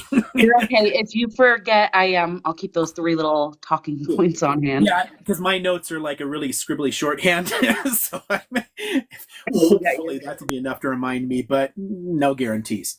Okay, so first one. Let's see. Hey, I'm always sitting. I like changing my view, so I sit in different parts of the of my study here. But we're actually right by. I don't know if you guys can see my genocide collection is right over here. So that, uh, yeah. Somebody um, said earlier the sections, the book section. yeah, there's yeah. I every part of Can I the just house. say it's my dream to have a library like yours in my home in the future? Like this is Go having for it. Yeah. sections in your home library is just as an academic myself, it's just my dream to one day have it. It really complicates moving. I could not tell you how many times I've hated that because of the how many hundreds of. I mean, to move this library here a few years ago, when as I started restoring my grandfather's old cabin, when I moved this, I got one of the long, like the big U-Haul trucks, and the library filled the entire truck, like just books. So it be careful what you ask for because it's back-breaking effort at some point. The how we want to classify this is difficult, and it really depends a lot on how you want to define the term and how you want to use it. Honestly, the term ethnic cleansing, which is much more frequently applied in this context, doesn't actually have a set definition that's really acceptable in international law. But I guess I shouldn't use the word. You used a G word earlier. I don't know. So the geno word. Yeah, no, Maybe yeah, that's we something I can say watched for. Geno. Okay, so the geno word. You could So also say GC. okay, so the oh my god, don't that just that hits a okay that hit for like somebody like as a little kid me like getting interested in classical languages. That word has always kind of like it's nails on a chalkboard because it mixes a bit of Greek and Latin in the same word. It just but okay, so the GC word using those two stems. Um, it the problem here is that ethnic cleansing kind of fits into it because that actually does have a set definition in international law because of a UN convention, and it doesn't necessarily involve killing. I mean, for the five features, and I would encourage anybody who's not familiar with the convention, go look up the UN Convention on GC. Because it lays out five basic features, any one of which should be able to be prosecuted in these terms. And one of them is just making conditions of life intolerable, making it difficult to sustain like the life of a distinct national grouping. If it's because it's a national grouping, so i.e. based on identity, making life intolerable already kind of fits. So the sense here that people so clearly reject this one, I think part of it is because we're conditioned by only thinking of blanking on the euphemisms here. Okay, so can I say Showa? Is that a problem with I think so. As long okay, as you so don't say the H word. I don't know if the H Uh, word is problematic either there no, for the H word can be flagged, but you can say Showa, I think. okay, cool. So I'll use that. The problem is that we often like link it only to that. It's honestly one of the problems also of like discussing fascist movements because people only want to think, oh, well, you're like the N-word people there, like the Mustache Man, and there's a ton of different movements that were like that. And most of them didn't do shit like that. Most of them didn't have camps that did this shit.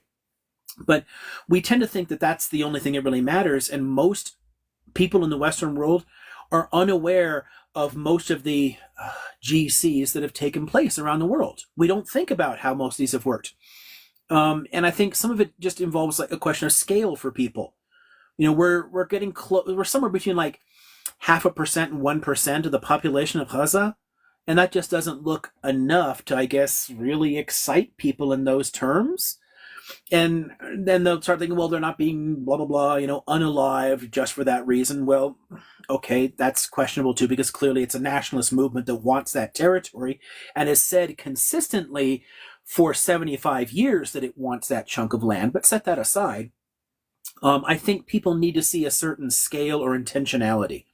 The construction of camps, for example, to do it. And realistically, all you have to do is look back at the UN definition of those 5 features, and you could actually take this all the way back to 1947, because the policies pursued, even in the creation of the state, already touch the outer edges of that definition. It already fits. Again, ethnic cleansing does not have legal standing as a separate term. It is a part of the GC term. So you're kind of stuck already using that word, but it's politically problematic. So I think a lot of the rejection you're running into in your first question there is because people only associate it with Mustache Man, and they don't think about the broader definition. They're not aware of it. They don't know that it has a very specific definition in international law that I think very much applies here. So for anybody who doesn't know this, go and look up the UN Convention on this and read those 5 features and see how they fit. Realistically, even Mustache Man's policies only fit 4 of them. I mean, it's really rare to have multiples of them. The only one I know of that fits all 5 is the Ottoman genocide. Oh, sorry, I said it again. But the Ottoman GCs, and it fits all 5. But that's really super, super rare. Okay, does that cover number 1? Yes, Sorry, thank you for the clarification. That's okay. And then the second one we're all constantly hearing is Palestine is not a place that doesn't exist. Right. And that's super easy. First off, the southern coast has been Philistia since about 1200 BCE. And it's already applied to a larger chunk of the territory at the time of Herodotus in like the 6th century BCE. And then by the time of the 2nd century CE, it replaces the name for the entire Roman province of Judea, and that becomes the name for it. And it becomes a geographic term, and it's been there ever since. So it's literally Palestine in the same way that Germany is Germany. Like, Germans don't call Germany Germany, it's Deutschland. Germany is Germania, and it's our name for it because we draw it from Latin. And the Latin name for it is Palestina, which means it showed up in a ton of sources for, almost 1900 years. It's always been a name for the area. The deeper point they're trying to make is not about whether it's named the area, because that's just undeniable. You have to be intentionally dishonest or intentionally ignorant to ignore the fact that the name is there, because you can open up any frickin' Bible and it's going to point to it. But what they're getting at is a sense of national identity. And I think that you could see, nationalism doesn't exist anywhere until the 18th century, so obviously they didn't have a nationalism because nationalisms didn't exist. But did they have an identity of living in that area? Were they aware that the area was called Palestine? Obviously. It shows up in a ton of their own documents. We have a shitload of documents from the 18th and 19th century written by Palestinians that refer to the land as Palestine. So, I mean, I don't know, Bashara Dumani is good for that. Rediscovering Palestine, it's a good discussion of like 18th and 19th century Palestine. I don't want to get up again, but if anyone wants to look at Dumani's book, I actually used that in a class one year. And that looks at people's sense of self and, the industries and the social organization or whatever that existed in the 18th and 19th century.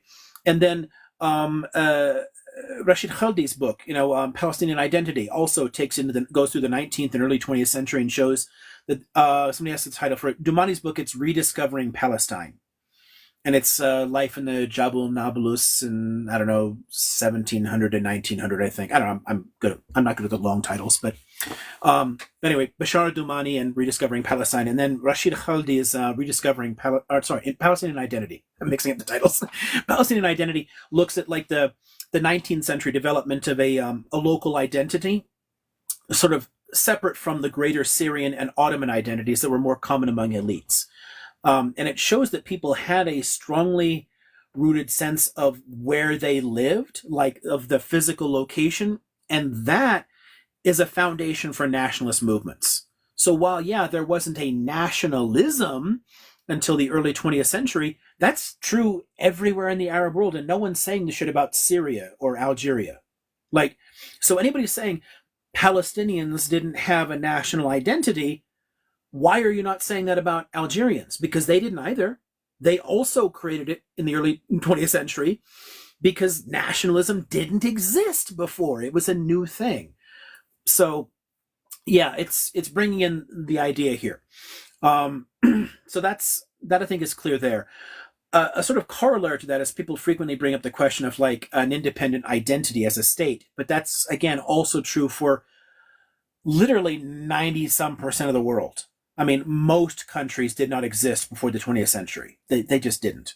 So unless someone is going around saying that, you know, Nigeria is illegitimate and Kenya is illegitimate and, you know, Malaysia is illegitimate, they can go fuck themselves because they're doing this politically. They're applying this to Palestinians only because they've chosen a side in a fight between two nationalisms, and they don't want to admit that. You know, people delegitimize Palestinian national identity only because of that. But all of these countries are fucking artificial. They all are. And all of their identities are part of modern national projects. They're all artificial, including American identity, like where I come from. We invented this shit. This wasn't a country. So it's they're all relatively recent in that way. So I think that's the two main parts of that one. It's denying their sense of self in the local area, and then people often connecting it to the lack of a pre-existing state. And that's just a nonsensical point because that's true almost everywhere. It's true even in most of Europe. Thank you for that. And that leads me to the last part, their last talking point, and they're kind of doing it in the comments as you were speaking, is essentially claiming that Palestinians do not have the right to indigeneity to the land. Yeah, and that's ridiculous on historical grounds, on anthropological grounds, and just on basic biological grounds, because genetically they've been there more than 10,000 years. And that's just a fact. This is something, I mean, if we dig up, like, we've dug up 4,000 and 5,000 year old skeletons, things in the Canaanite period and before, and sequenced the DNA from that, and then looked at Lebanese, Palestinians, and Israelis. And they're all indigenous in biological terms.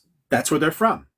Which means that Palestinians today are descendants of exactly the same people who became the ancient Israelites.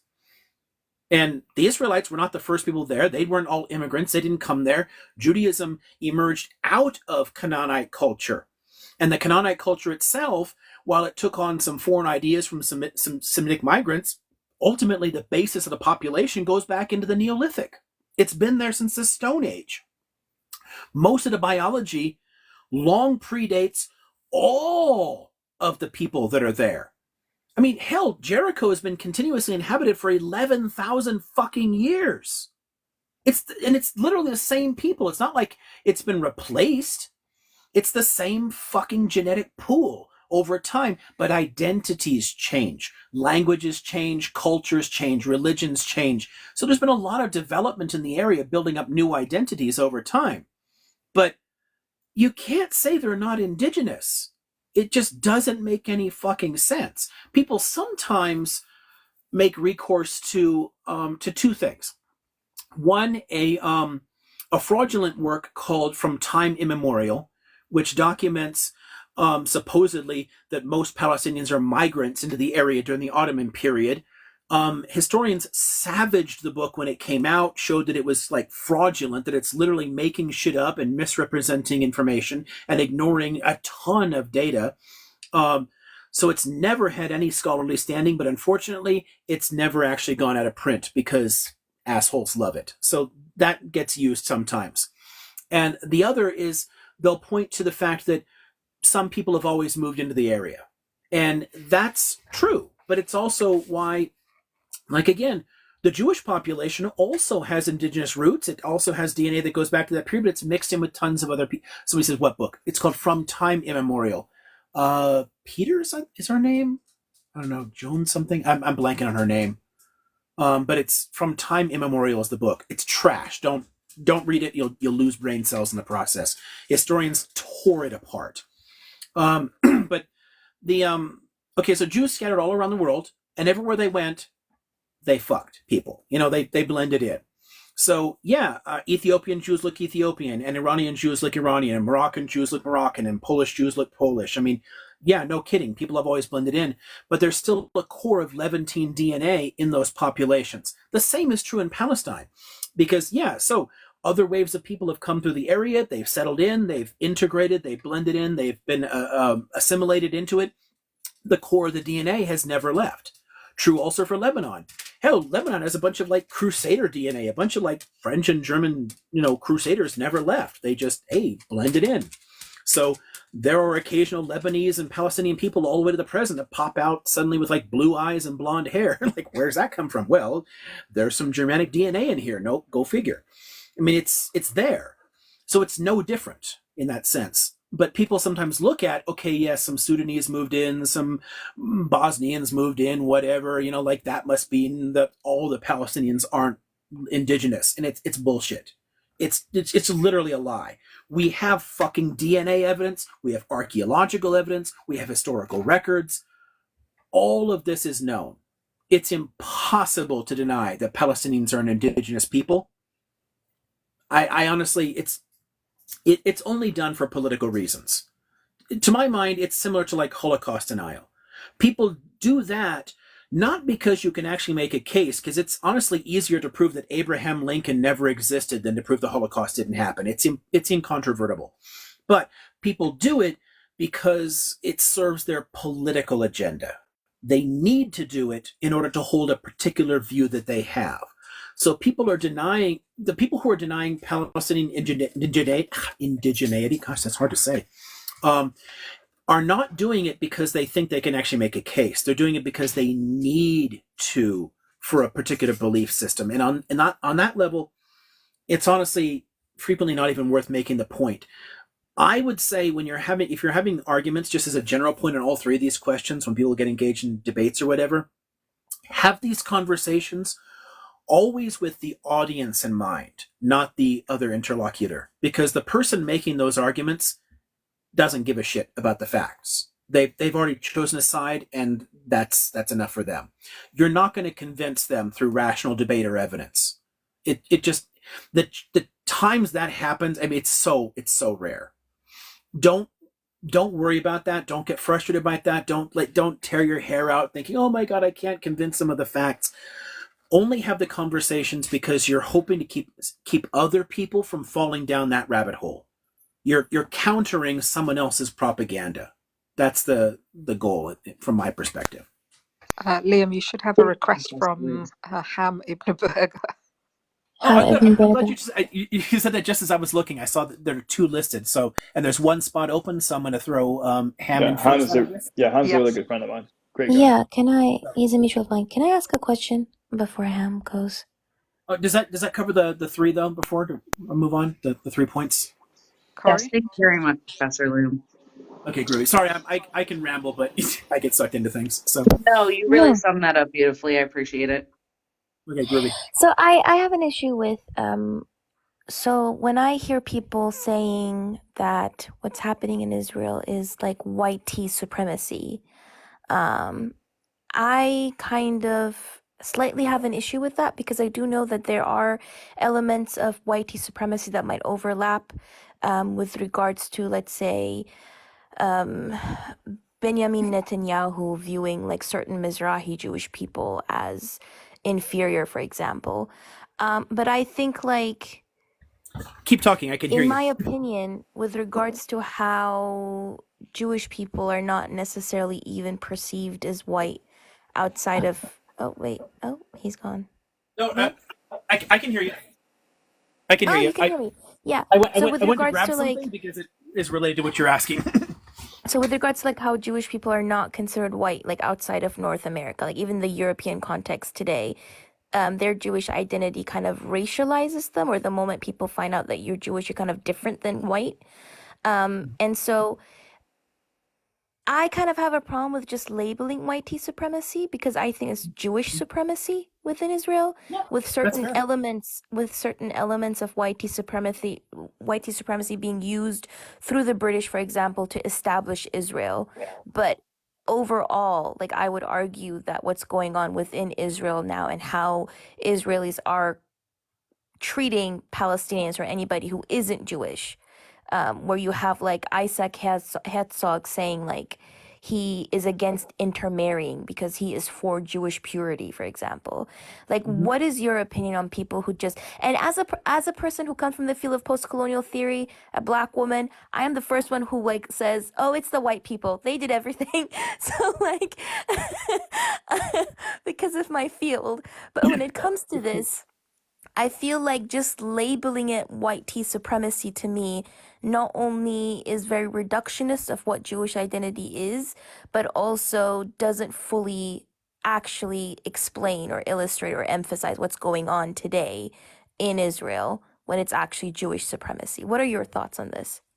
Yeah, I have a lot of complicated thoughts on this, and I think I've got something that might play well with your wider profession.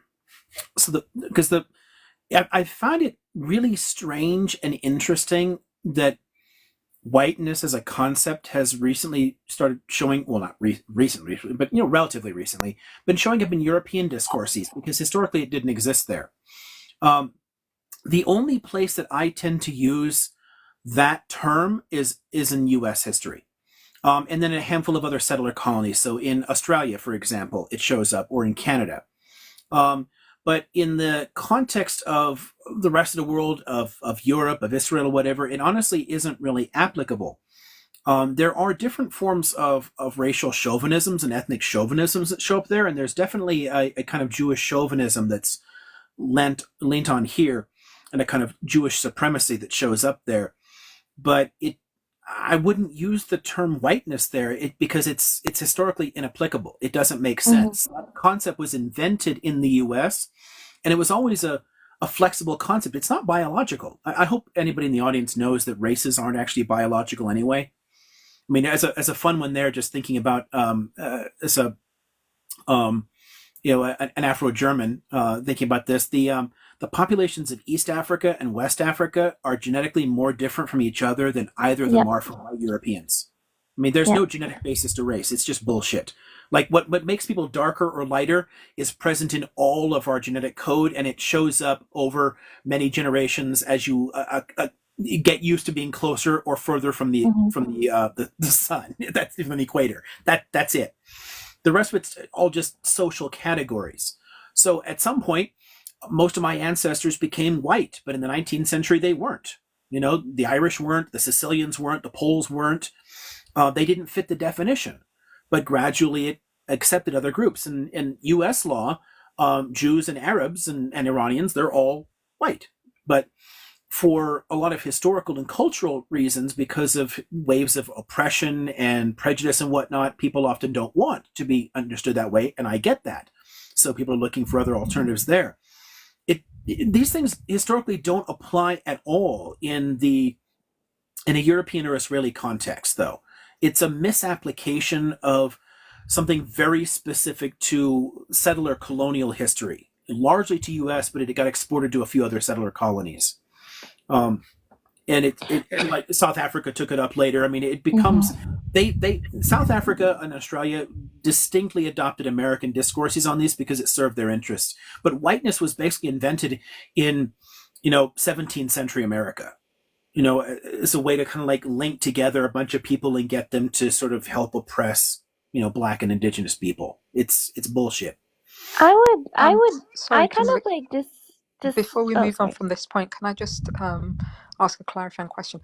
Even though technically the identification to whiteness isn't there, don't the structural elements show up because of, let's say, proximity to whiteness, and how you grade people in Yeah, terms of their worthiness, That for for example? sure yeah, there. so I just wanted to add to that because Kimberly, your question's a great question, but I think that's kind of where I'm confused too, because I am seeing the supremacy undertones of these right-wing extremists in America who, were just in Charlestown screaming, Jays will not replace us, are now all of a sudden saying I stand with Israel because they are perceiving them to be the more, YT associated group of the two in the conflict.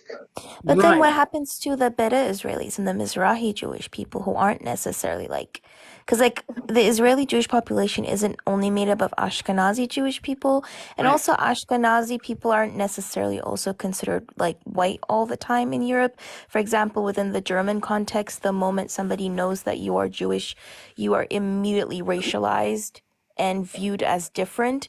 But that's Right. only because within Germany, again, the white tea supremacy doesn't necessarily apply because it's Aryan supposed supremacy, which is completely different than white tea supremacy. Well, not in But the not in the contemporary context, because again, it's the term is flexible. It now includes Irish people and Russians or whatever that would never consider white before. So yeah, and white tea supremacy. But Aryan yeah, is like in very those different, I think, with regards to, yeah, yeah, the like other but Eastern Europeans aren't also always considered like Aryan enough, so they're also in the discriminated against U.S. within the German. in the U.S. Oh, in the U.S., context, they yeah, are not. Yeah, yeah. so so again the term is all it's flexible because it's made up. It's a category.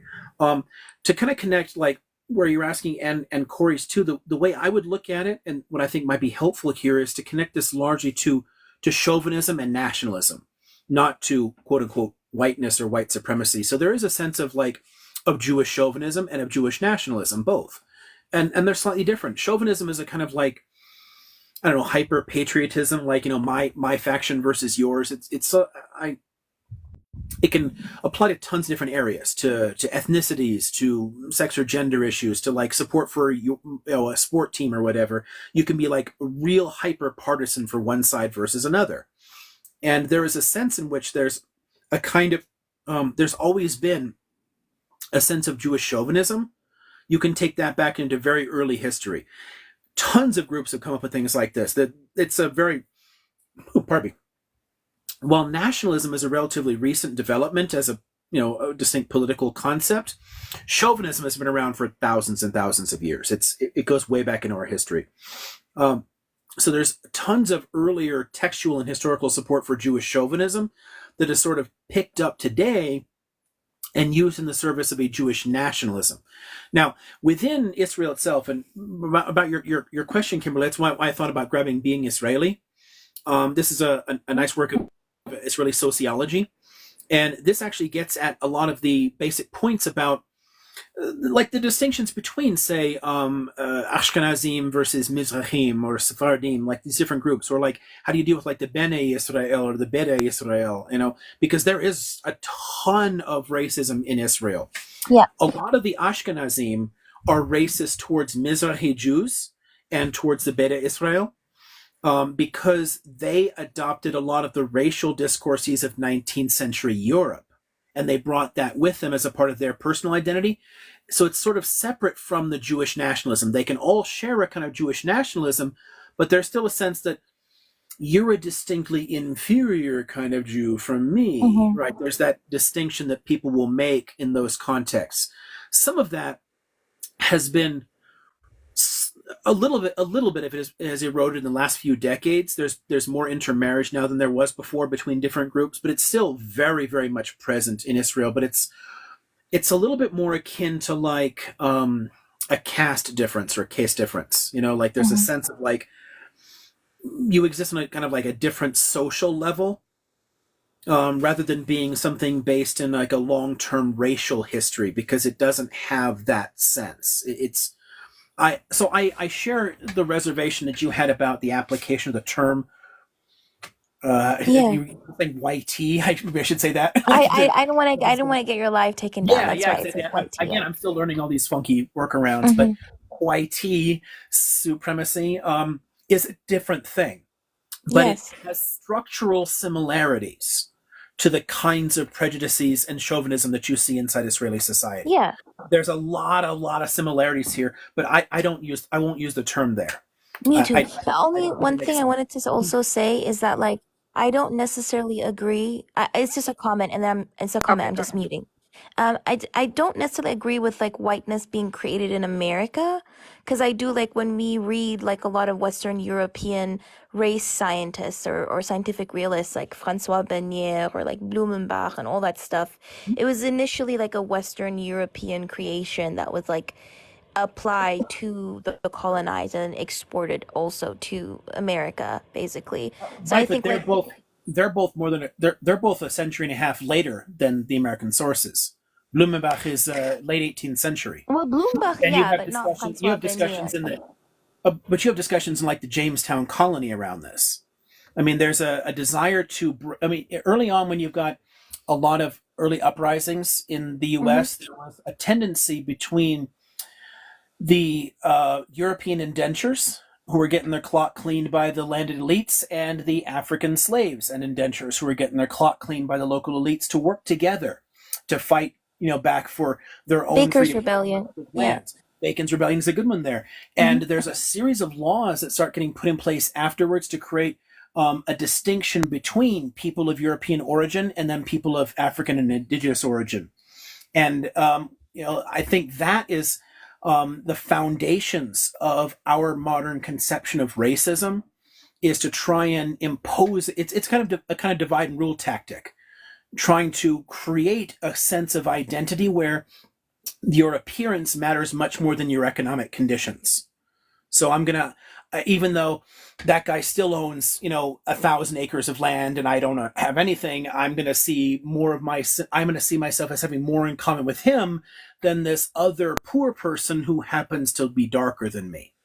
But I mean Francois Bernier was also like in Sorry, this Kimberly. 15. Yeah, sorry. Hamza's got to leave, so is it possible that he can ask his question? Because I actually have some Oh, some follow-up questions to sure, this yeah, part. and Can we circle if back? anyone wants to come back to this, it's a fun conversation because if we really want to extend this, elements of racism actually go back into classical antiquity. There are a lot of precursors to it, so there's a ton there that you can get into. There's a ton of classical and medieval literature that also lays some foundation for it, but there's a little bit of a difference between a lot of that and like the modern like structural forms of it that we talk about and the way it's used today. So it's more of a technical distinction, I guess I'm making, but we can dive more into that after like the other questions that are more time sensitive. Hamza, go for it. Thank you so much, guys. Really interesting topics thus far, and I don't think this is too far off base of what was actually being discussed. I think there's some adjacencies. I wanted to get your opinions, Professor, on how the characterization of the old Yishuv has looked in times, and how I can kind of see a bit of problematic stances of them being paintbrushed as victims, downtrodden individuals, and how Zionists and the old new Yishuv self-reliant, self-sufficient, and were able to carve out a state for themselves, et cetera, et cetera. Could you compare and contrast the characterizations you see from maybe that a pro-Israeli academic may have or average individual, like maybe knowledgeable in the subject to an extent, and how you would personally characterize the old Yishuv? A few words cut out, like just sound wise, and I'm not sure if that's the reason or if it's just something else in the. But I'm really not. I'm not sure of exactly the question, other than like the contrast between old and new yeshuvs. I'm not sure what the exact question is. It's I think I the missed. common narrative that is crafted around the old Yeshuvs that maybe would be like very typical sentiment from an Israeli academic or in media, for instance. What's commonly taught about them in Israeli society versus perhaps something that could be as characterized as myths. Oh, okay. We also touched on like the economic thing that's current. Like I see that commonly put out there saying, "Oh, Gaza has all this money. Why are they not as advanced as us?"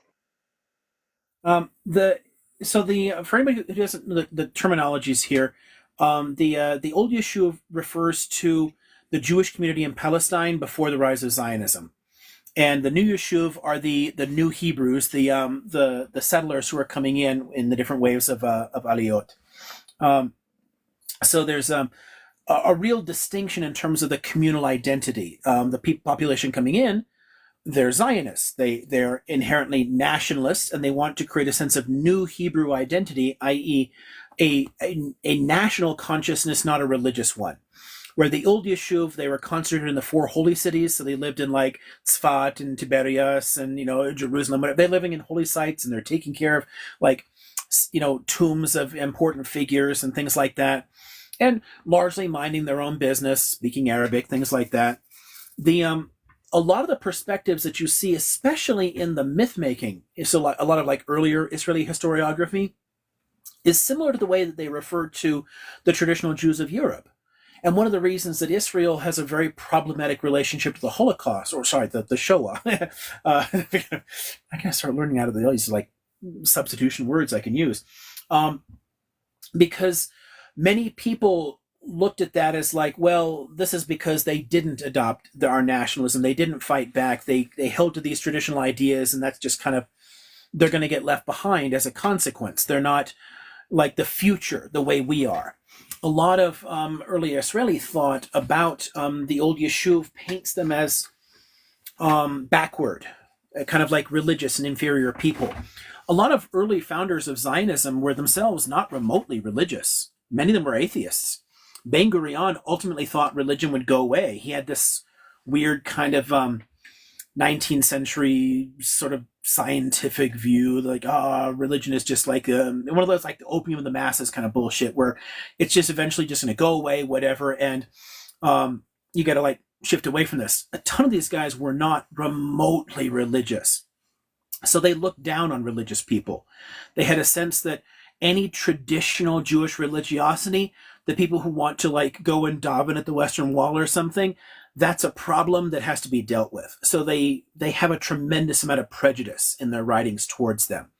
This also later affects the way that they deal with a lot of the Mizrahim that come in, because they were also frequently more religious. They were much more traditional communities, and they come in with a greater sense of religiosity. And a lot of the Ashkenazim paired that with their kind of like Orientalist view of like people from the Middle East as backward and inferior in kind of like racial terms or whatever, but also their religiosity is one of the reasons that they were looked down on. In some ways, they looked at them as similarly backward in the same way that the old Yishuv was, as just a people that either needs to adapt or be sidelined and eventually die out. As sort of like somewhat similar to this, in terms of the like the support and the encouragement of immigration into Palestine in the early 1900s, I've read and come across some things that early Zionist communities did strongly prefer American Jews as opposed to European ones, which they considered less economically attractive, just less affluent, and I think less, I guess, integratable into the idea of Zionism, Zionist ideology. What's your take on that? Would you qualify that in a sense? Would you What agree? what period are you thinking about? The early 1900s up until maybe like 1930s. Hmm. Fascinating. I'm not sure I've run into statements about a strong preference for American Jews, because American Jews weren't willing to move. Nearly everyone coming in were, honestly, they couldn't even get Western European Jews for the most part. People in Western and Central Europe, until the rise of like the major anti-Semitic parties, most people in Western and Central Europe had no interest in moving. It was poor Eastern European Jews, oftentimes socialists even. Those are the ones willing to go because they faced tons of racist pogroms, yes, but also because they were economically disadvantaged, that's why they were willing to move. Mhm. Frequently, people that aren't comfortable are the ones willing to pick up and start over somewhere else. I mean, all of my ancestors from different countries, they were all dirt poor when they got here. They came here because they were poor. The same thing is true of waves of settlers into Palestine. Mhm. Um, I don't think that they had any realistic hope of attracting Americans to move. until, I mean, after the 1960s, it picks up. Earlier on, when you had like Americans or Canadians or whatever, the people who went to fight, even in the '48 war, they fought there, and then they came back here. They Hmm. didn't want to stay because they were more comfortable here. Dr. O'Mara, that reminds me of something. So, for example, you're talking about economic opportunity. I was in a debate on a Zionist slide before I came here, and one of the points that they were trying to make is, oh, well, look at the statistics. All of the all of the Jews were being chased out by these anti-Semite Arabs, and I'm thinking, well, if you look at, for example, all of North Africa and pretty much all of the Middle East, colonial powers had sucked the oil, sucked the wealth, and had even taken colonial troops and had them fight against, for example, fascist Italy, as you know, during Operation Torch and stuff like that. There was a lot of economic destruction throughout North Africa. So Tunisia, where actually Tunisians were trying to protect Jewish people, as the Mustache Man in Germany was going through there with Mussolini's guys of Italy. Anyway, you know, it happened in Libya, happened in Morocco, Egypt, etc. And so, because of the economic devastation that was brought to the land, because war is expensive, a lot of them moved to Israel. It's like, hey, we have this brand new state. It's getting support from the U.S. when Harry Truman recognized it, and so it seemed like, hey, it's basically come here for free money. And so that's why a lot of people are like, yeah, let's pack our bags and go instead of being in this war torn, Right. these war torn Yeah, lands. it's the migrations after the '67 war in particular are an interesting mix of seeking new opportunities in a place that's growing fast, and Israel's economy was growing much faster than anywhere in the Arab world was at the time, and also a kind of like chiliastic or messianic fervor too, because a lot of people believed the bullshit narrative that Israel was existentially imperiled and that it triumphed. There was like divine intervention. So they were kind of more receptive, since a lot of them people were coming out of more traditionally religious communities. They were more receptive to some of the religious Zionist propaganda about that. But the economic incentive is a huge draw as well. So it's an interesting mix of factors there. The flight of Mizrahim is honest. It's honestly it's such a sad story too, because like hell, the the Iraqi Jewish community have been there for 2,500 years. I mean, a lot of these communities were very very old. Same with like the Egyptian one. It was almost as old. I mean, you've had Jews back in Alexandria at its earliest founding. So the loss of a lot of these communities is sad. Some of it is is bullshit, driving people out. There are actually some Mossad car bombings and shit in Iraq to try and scare people. But a lot of it really is people lashing out at the local community in response to what was happening in Israel Palestine, which is it's just sad because there's a tendency to conflate Jew and Zionist. I've had a lot of conversations over the years with Palestinian friends and friends from other Arab countries where it's quite common to refer to actions that the Israelis take as actions that the Jews take. Did you hear what the Jews did? Like the Yehudi, and that conflation between Israeli and Jew affected a lot of those communities and made things unstable for people. So there's a lot of like push and pull factors. There were riots. There were people who were killed, and sometimes they were consciously cultivated by governments too. Sometimes again there's bullshit on the other side, like a very very tiny share of like the Egyptian Jewish population was sympathetic to Zionism. A handful of them were recruited by the Israelis in an attempt to kind of like this is I think in the I think it's in the lead up to the Suez crisis, if I'm remembering right. But there was a plan to have them bomb the UK and American embassies to kind of like show that then they can blame the Muslim Brotherhood and say, look, this is terrible. You need like colonial powers to come back in and take control. Otherwise, these crazy Muslims will do all this damage. And they were caught, and I think some of them were executed. But in the aftermath of that, Egyptians in riots turned on the Jewish population in Egypt, most of which were actually very loyal to Egypt and thought of themselves as Egyptians. So it ends up being a very sad kind of, it's a sad episode where the actions of a small minority associated the larger population with a project that they had nothing to do with.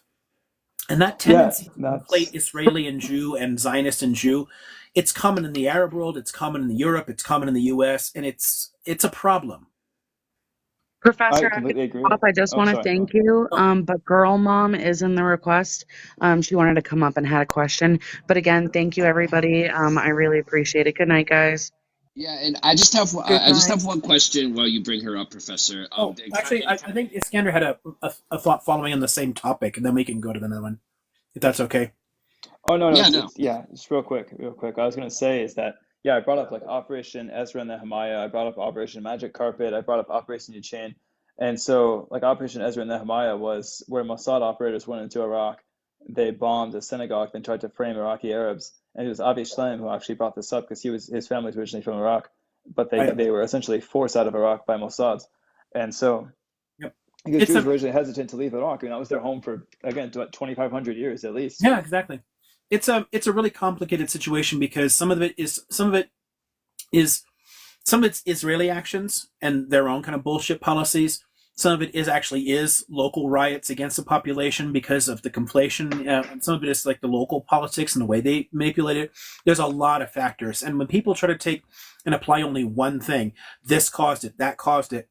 The Israelis will often say, well, the Arab states drove them out. The Arabs were racist and they drove them out, and then they'll leave out the Israeli actions, or like the Arab states will point to like those Mossad operations and say, see, it was the Israelis and we were perfectly tolerant, and they leave out their own attacks. It's a much, much more complicated situation. There's a lot of factors here. I'm gonna drop, but thank you very much for answering my countless questions. I thoroughly enjoyed having this Always happy to see conversation with you. you. But I would love to have that conversation about race and like proto-racism and Yeah, we racism should as do that well. sometime. Yeah, would love to have this conversation with you, but I'm Yeah, gonna drop that'd now. be fun. And Yeah, like I said, I've got a ton of books here. If you're interested, about like classical and medieval, like precursors to it and how all this works. And so yeah, that'd be fun. mhm. Let's Yeah, let's do that perfect. sometime. Okay. Have a nice Liam, evening. Bye. bye, Kimberly.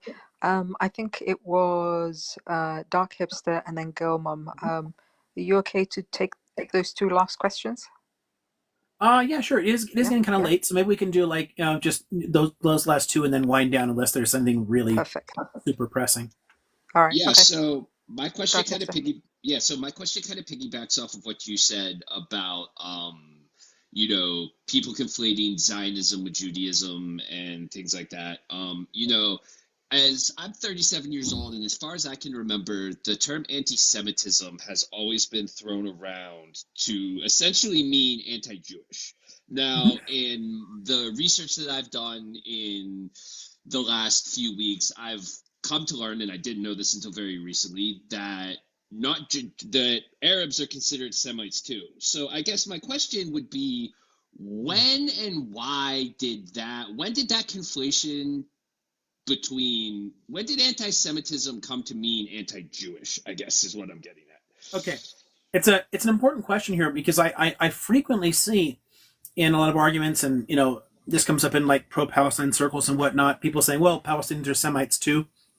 Um, I would honestly prefer it if people didn't take that tack because it actually consciously adopts a European racist framing. It's very problematic. Anti Semitism has always meant hatred of Jews. It's never had any other meaning because it was made up as a bullshit fake category. When, oh gosh, I'm terrible with names. Um, oh, help me out here. Unless I start writing names down, they don't stick. The gal who just left Oh, about race. Kimberly? Oh, yeah, Yeah. Kimberly. Uh, the she mentioned Blumenbach. A German thinker on like race and stuff here. That basically with European race science developing and the whole secular Enlightenment process in Europe, a lot of people who had traditionally hated Jews because they were Catholic or Lutheran, and there was theological reasons to hate Jews, but they were increasingly not Christian, and they needed a way to maintain that Judenhass, that hatred of Jews, right? So they adopted a scientific label, and that was based on the typologies developing among languages as they were starting to understand like different language groups or whatever. So they looked at, well, these Jews originally spoke a Semitic language, so we'll say that they're Semites, and therefore we're opposed to Semites being in Europe.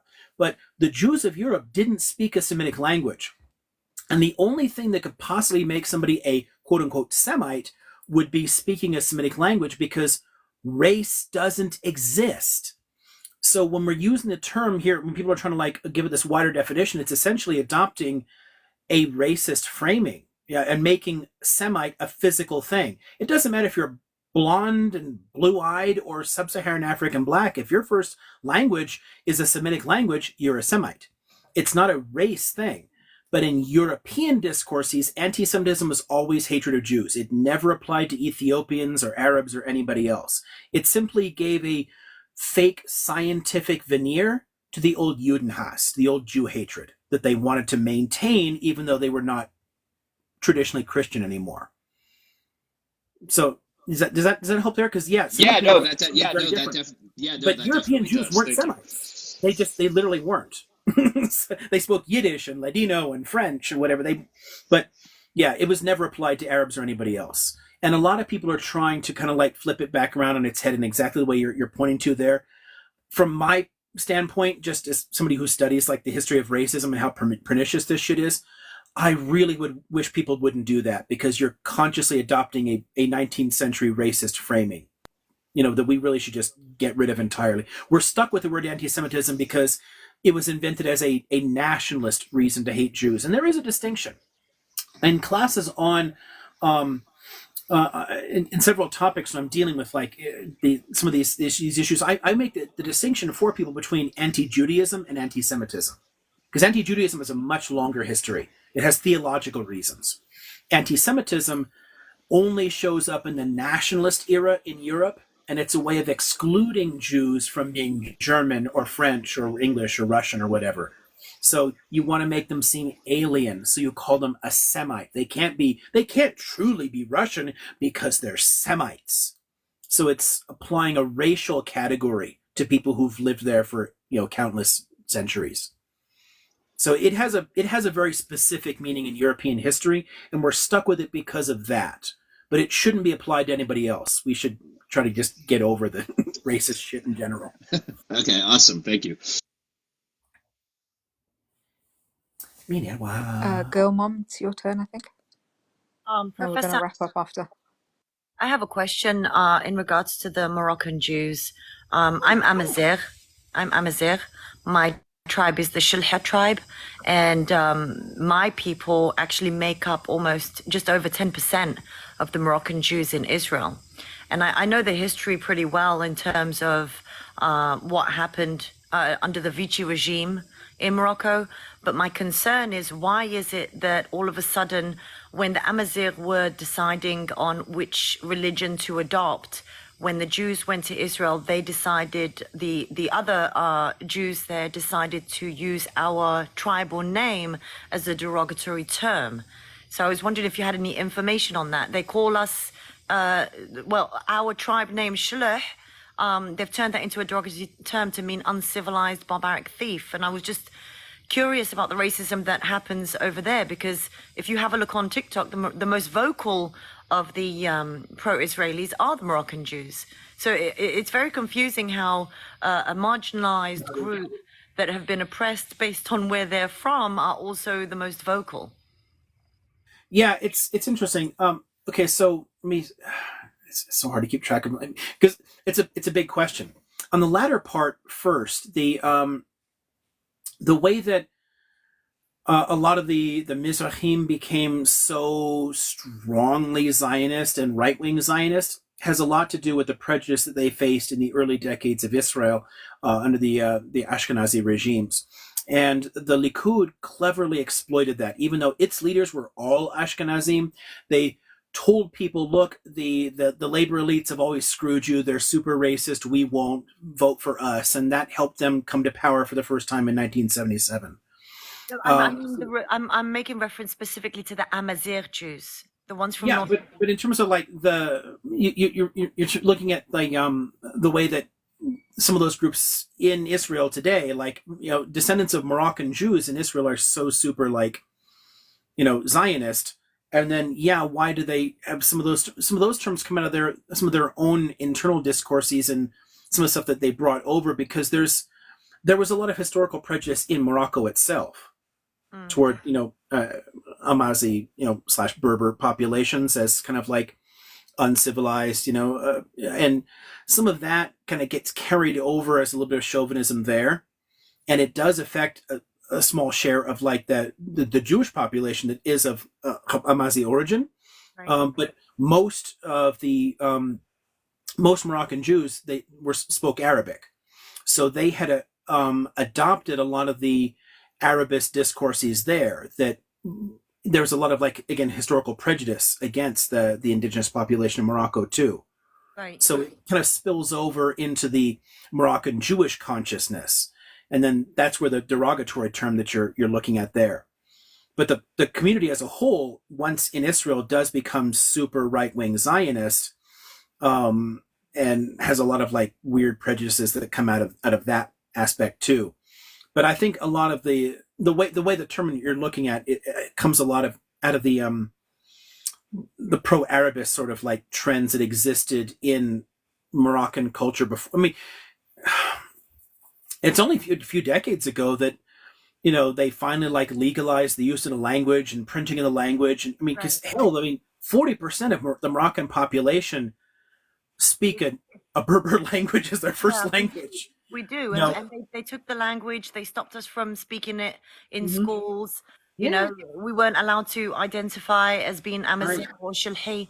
I guess that the issue that I have is, do you think it's because we don't have our own land anymore, because the Amazigh are living in diaspora, that they took this narrative of, oh, if we go to Israel, then at least we'll have our own land? Because the thing I don't see. I don't know. In that It's sense, just confusing. the land that they have though is it's a Jewish land, so it blends into a larger kind of like Jewish salad bowl of identities. The Amazi don't have their own land because Because of they the were Crusades. they were sucked into different empires. I mean, it was the Romans controlled the area, and before them the Phoenicians, and then the Arabs come along later. They've been assimilated multiple times into different empires. So for a long time, there were like Romance languages spoken there, going back into the Roman period, all from Morocco all the way across through Libya. Latin was quite common, but it eventually fades away and gets replaced by Arabic. But that's always that's always like an urban elite language. So the populations of the Arab population of Morocco, they're Amazi by descent too, but they've Arabized at some point in the past. Like their ancestors, maybe 1,000 years ago, adopted Arabic and took on that as a different identity, and it built up there. So it creates this kind of distinction, and in essence, it's not really.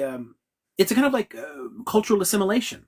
Right. So that there's a shift there. So it creates a kind of bifurcation in society. In most of those places, it's much more thorough. So the Amazi population in places like Tunisia or Libya is tiny. Most of them have been thoroughly Arabized by this point. But the populations in all of these areas, they're all indigenous. It's all various forms of like the local Berber identity. It's just gone through tons of layers of cultural assimilation, through Phoenicians and Romans and Arabs, and people have come in, and then obviously later, Europeans and their settlement and conquest and different things. It's all had an impact on the local environment. In essence, though, the Amazi are the indigenous population, and a lot of the population in those countries that no longer speak those languages, by descent, they still are the same people. It's the same it's similar to the point I made earlier about Lebanese, Palestinians, and Jews all ultimately sharing the same ancestry, because there is a distinct local origin. It's the same situation for Amazi or Arab Moroccans. They're ultimately the same people. At some point, there's a linguistic split, and hence a cultural split, and then that becomes a kind of national split in the modern period. And as Moroccans trying to develop their own national identity in relation to European colonialism, it developed a very strongly Arabist identity, and that caused more and more problems. And you have the same dynamic in Algeria too, and there were fights. So you've got a lot, fights in the Kabyle, the Rif War in Morocco. There's these struggles between the two identities, even though again ultimately the same people, but there's now an Arab identity that needs to be present a strong like national alternative to the European discourses, so they don't become Frenchified or whatever. So they No, I understand. so it just ends up screwing the Amazi more because their numbers had already declined so much. They were already a minority in the population. Does that make fit this It at all, does. or It does. have I wandered Yeah. off too far off No, track? no. It makes sense. It makes sense. Thank you. I've always been fascinated by minority cultures, just in general, though. So it's always been an interesting story for me, that process of like assimilation and cultural transfer. And it's honestly remarkable to me that so many ancient languages and cultures have survived for so long. Like I don't know how the hell the Welsh. There's still some people who speak Welsh in the north. Like it's like how the hell do you survive 1,000 years of colonialism? It's like that's the Amasi story there. You got more than what 1,300 years of Arab control in cities, and like there are still a big chunk of people that's their first language, and that's honestly kind of badass to hold on to some elements of that. My great grandfather was Welsh.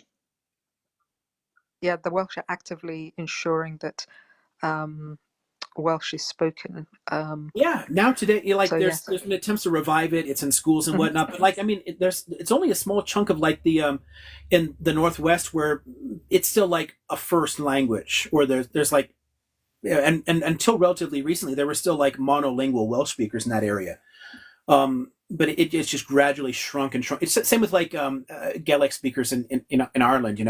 Like there's a tiny area like the Gaeltacht along the coast there and along the Northwest. But otherwise, people are just learning it in schools, but people don't really use it. It's really declined. But like the tiny factions that have held on to it consistently and didn't have to have it revived, I'm like, wow, how the hell did you do that? After so many centuries of cultural imperialism.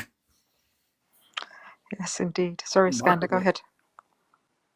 I was just going to say, yeah, one of my great grandparents, so my dad's mother's father, was actually of Welsh ancestry. So, Neat. fun fact. Yeah. So when he was talking about the Welsh, I'm like, yeah, that's just exactly correct. I mean, my great grandfather, to the very best of my understanding, didn't speak Welsh, but to my understanding, his people came here as indentured servants sometime in the middle of the 17th century. And I know the last name held, and he knew that his ancestors originally came from Wales. So. Yeah, the Irish part of my family came out of Tipperary and Cork, and if you push it back into the early 19th century, the chunks in Tipperary they didn't speak English. The side of the family in Cork did. They assimilated more quickly, but there was the process of killing the Irish language in Ireland. It starts much earlier, but it really only accelerates in the 19th century. And honestly, the famine / G-side that's happening in there is a big push to kind of attempt to assimilate the population there. So some portions of my family, as they got over to here in the middle and late 19th century, some of them actually didn't speak English and others did. It's an interesting mix because it's sort of transitional in that period. The Welsh, a lot of the language was lost much earlier, except for the rural areas. The further away you got from the more urbanized, south and whatnot, the longer it lasted. But it eroded over a long period of time. So I'm not surprised, if your family had already lost it much sooner, because outside of isolated areas, Welsh struggled a lot longer because they were much closer to a far more populous cultural imperialist power. Right, and that's another thing too, is the Irish largely stand in solidarity. Because we're talking about Israel Palestine quite a bit. There are quite a few Irish people who stand in solidarity with the Palestinians. There's a common history of settler colonialism. My own, again, if you go back into the 19th, early 20th century, my family were Fenians. They were Irish nationalists.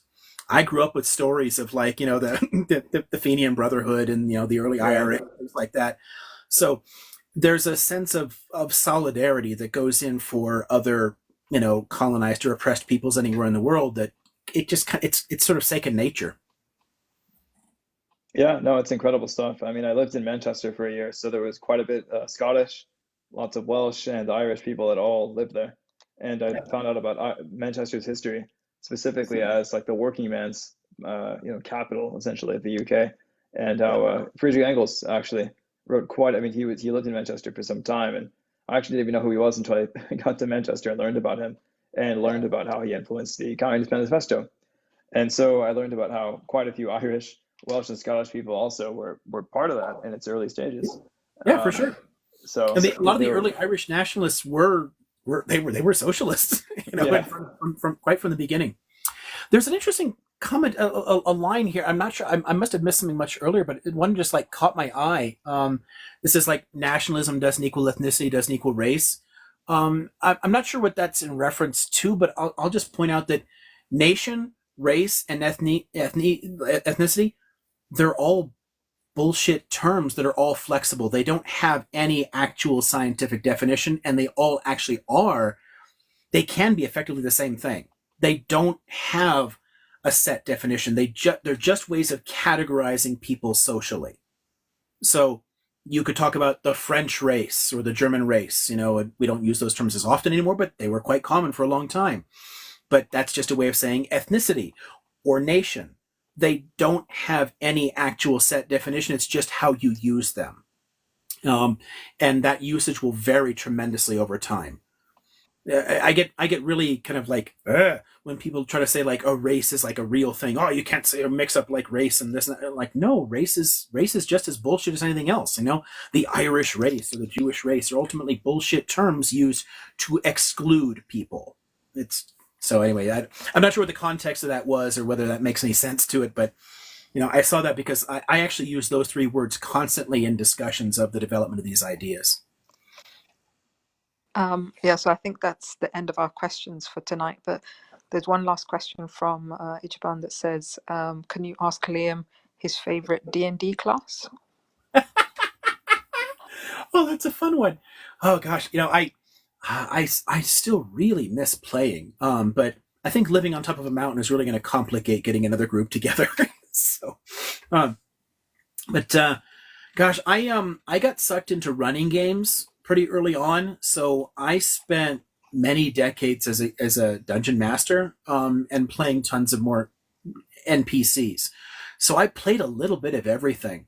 I've honestly had like I've been involved in weird challenges where I've had people like vote and like they throw me like a race in class to play. So I got to play a bard a few years ago, and I had no real experience of that. I had a lot of fun doing it. But I frequently, because of having to sometimes play a character along with running a game, I tended to pick characters that I could work into the story in some way. So I frequently ended up playing magic users of various sorts. I'm not sure that would make it a favorite, just something that I got kind of more used to doing. I think that I can probably enjoy playing most of them. I think I would probably have the hardest time with paladins. That's probably something to do with being an anarchist by nature. um, but I honestly enjoy all of them. I have a great deal of fun playing, and yeah, I I miss having a regular group to play with. And then finally, could you remind us around what time do you think Friday? Oh, honestly, this Friday it doesn't really matter. Where normally it would. We probably should do it a little earlier in the day. Well, actually, no, it really still doesn't matter at all because I'm going to my brother's family for a Thanksgiving thingy on Saturday, but that's in the afternoon. Yeah, it doesn't really matter at all. This week I don't have to drive down the hill, so my time is a lot more flexible. So if anybody has like a time that they would rather me hop on, I mean, uh, during the day I'm going to do some work in the backyard, but other than that, I mean, maybe by early evening. Yeah, just let us know. Maybe if you could just put up a post to say, on in an hour or half an hour or something like that. People Yeah, can look out for it. yeah, it's a good idea. Yeah. Yeah. I yeah, I guess maybe like 5ish because It is getting darker and colder much sooner, and by that point, it gets a lot harder to do some of the stuff out there. So I'll be done by that time. So maybe about 5 p.m. ish Pacific time. Perfect. And sorry, what time zone are you in? I'm Pacific. Okay, perfect. So like if you're like the Los Angeles time zone, the Pacific time. Brilliant. But yeah, about 5 p.m. Pacific would probably work for this Friday. Normally it's going to be closer to 8 because of my commute back, but I don't have to drive this week. And I think Hamza didn't get a chance to say thank you, and he wanted to say thank you. He just had to rush off. But otherwise, thank you from definitely me, and I think everybody on the panel. Informative as always, and very, very useful. Looks like there's a debate back and forth between whether Israeli is a nationality or not. That is an interesting, loaded question. I would say it is today, but one's been created. Again, national identities don't have to be very old. They're all artificial on some level. And one has been kind of cultivated. It has certain problems because there are internal divisions. That again is why I grabbed a book like this. So if anyone wants to bring that up in a future discussion, it's I was just going to say more complicated topic to get into. But I saw them going back and forth, and it is a really interesting question. So if somebody wants to bring that up sometime, we can dive into it. That'd be cool. But, yeah, I was just going to say maybe Friday. Yeah. If they want to bring that up Friday, I'll be on in sometime around 5 p.m. and then we can go as late as you guys want on Friday. I'm in no big hurry, so. Perfect. Thanks again, and thanks, Iskander. I think you added a lot to today's live as well. Yeah, I really enjoyed that too. Yeah, that's fun. I love when people can bring in bits of their own story too, and we can really dive a bit into it. Yeah. Please feel free to come back anytime. Yeah, it looks like the live is growing. Yeah, these are fun. Brilliant. Have a good night. Yep. Have a good night, folks. Catch you another time. Oh, and then someone saying, "Cat."